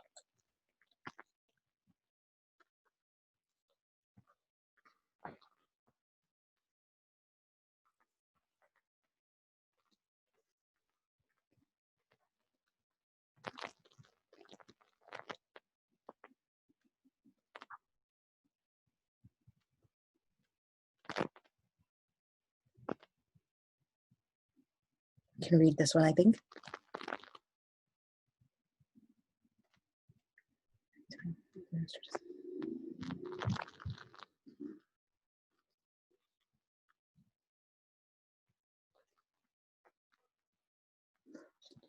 Yes, and as you guys mentioned before, kind of alluded to, that it can be a progress monitoring tool for struggling students. Absolutely. It can be administered somewhat quickly, and certainly as you get better at it, you get faster at it.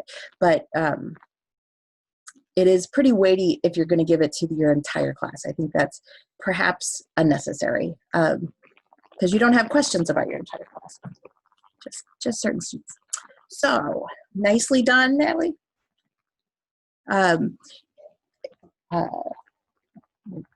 Everybody has kind of a different sight on it, a different way to look at it, so it's always useful. And okay, now let's talk tool. The tool presentations that are coming. I know we talked about them last time, but I do want to review, I'm going to quick pull up our rubric, since that's what I'll be holding you responsible for. Here we are. Right. So, so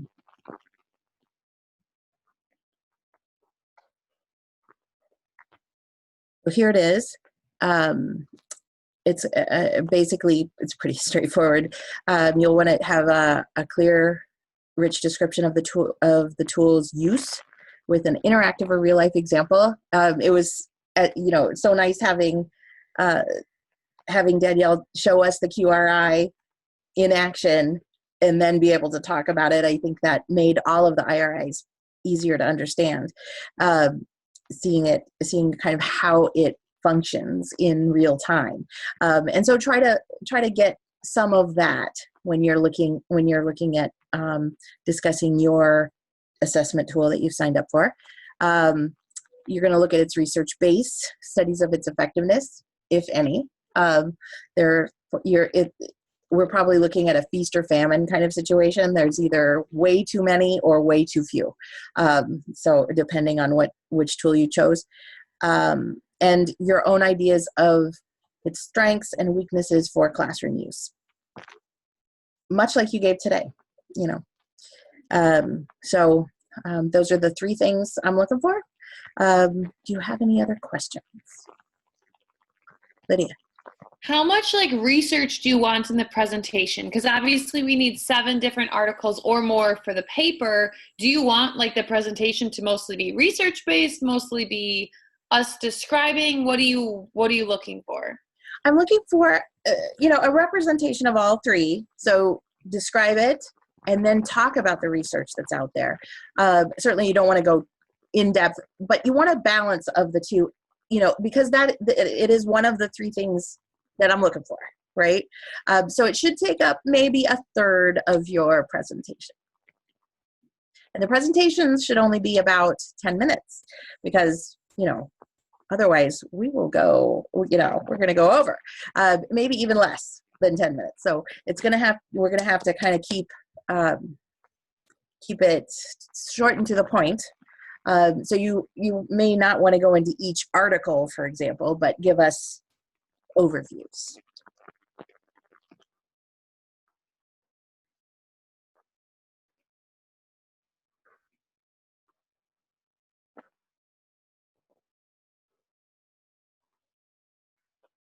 Any others? Might interpret that you're okay with it, Alyssa. I have a question. It's not about that presentation, it's about the video. Okay. This might sound silly, but now I'm second guessing myself. Would my video be on PALS or a running record? Either one. Okay. Thank you. And really, the thought process that would be useful here is knowing your student, knowing kind of what we'll get. We'll see what is going to be the most useful for us as far as understanding and being able to get meaning, structure, and visual about your student. So you've got a fairly young student. Yes. A running record may be completely useless in this. Yeah. Okay. Wonderful. Mm-hmm. Yeah, I was doing a couple yesterday, and I was like, "Oh, okay." Yeah. Well, that was quick. Yeah. Uh-huh. My mouse, my animal, done. Yeah. Yep. Perfect. Okay. Exactly. And maybe show one of those, but boy, that doesn't take much time. So. No, it would be like 30 seconds. Yeah, and it might be useful to see that, because it'll help everybody get their head around it too. Yeah. Thank you. Lydia? Going off of that, so for ours, like Danielle did the word list and the reading, do you want the word list also, or do you just want the reading? What do you prefer?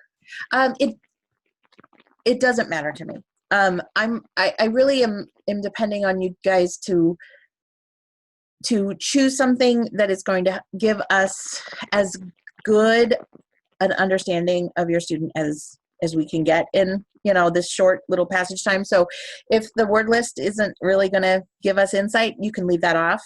If you think the passage is going to give us insight, if you think maybe the comprehension piece is going to be most valuable, maybe you do a silent reading and watching that kid read is really kind of useless, but maybe the edit it a little bit or kind of fast forward to the think alouds or whatever it is. I'm just sort of depending on you guys to give us as good a representation as we can get in those few minutes.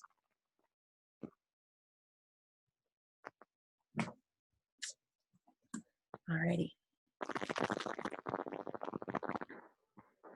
I'm going to share again because I do have,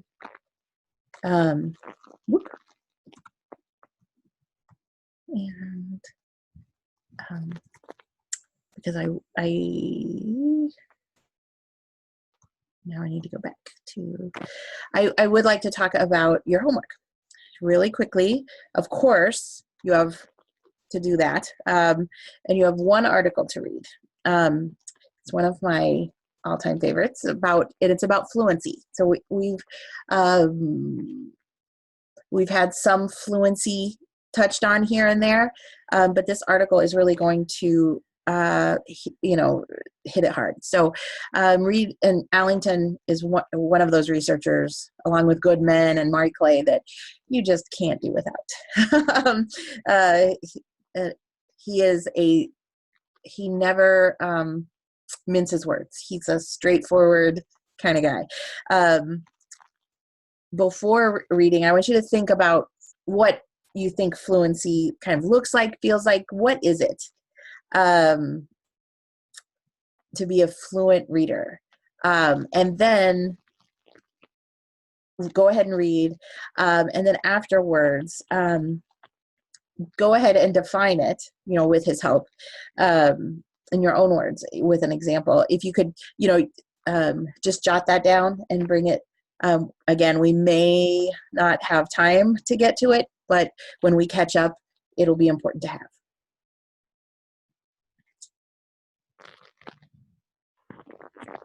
All right. So thank you all. This was a wonderful class. I really enjoyed it. And one thing I do not want to forget as we go forward, all of the assessments that you saw today in those IRIs are fair game.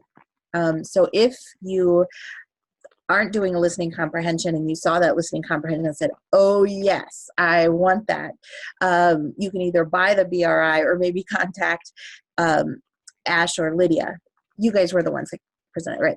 And see what would be a good way to go about it. A lot of these things are actually online, so you might be able to access pieces of it that way and be able to do it. So if there were pieces that you saw that you wanted, remember you have 3 additional assessments that you need to do in addition to your assessment battery, your chosen one. So, these are game, as are all the assessments that we're going to see next week.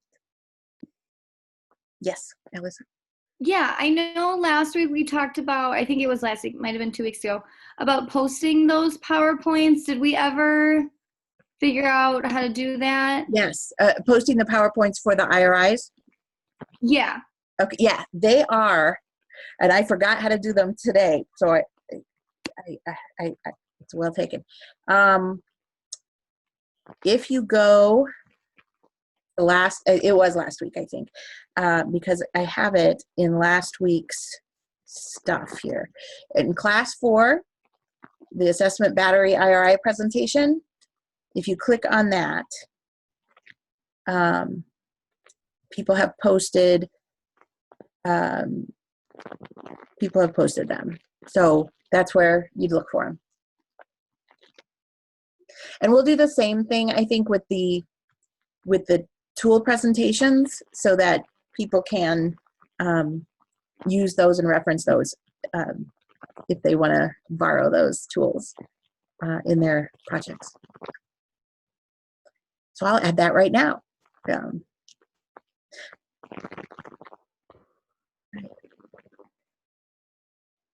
Oh, puppy on the keyboard. And with that, I will bid you all a wonderful Wednesday. Adieu. Adieu. Thank you for coming. And I'll hang out if you have any questions.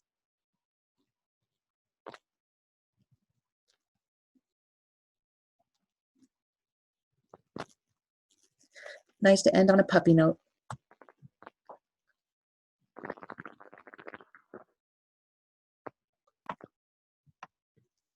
So I do have a question, but I don't necessarily know if it needs to be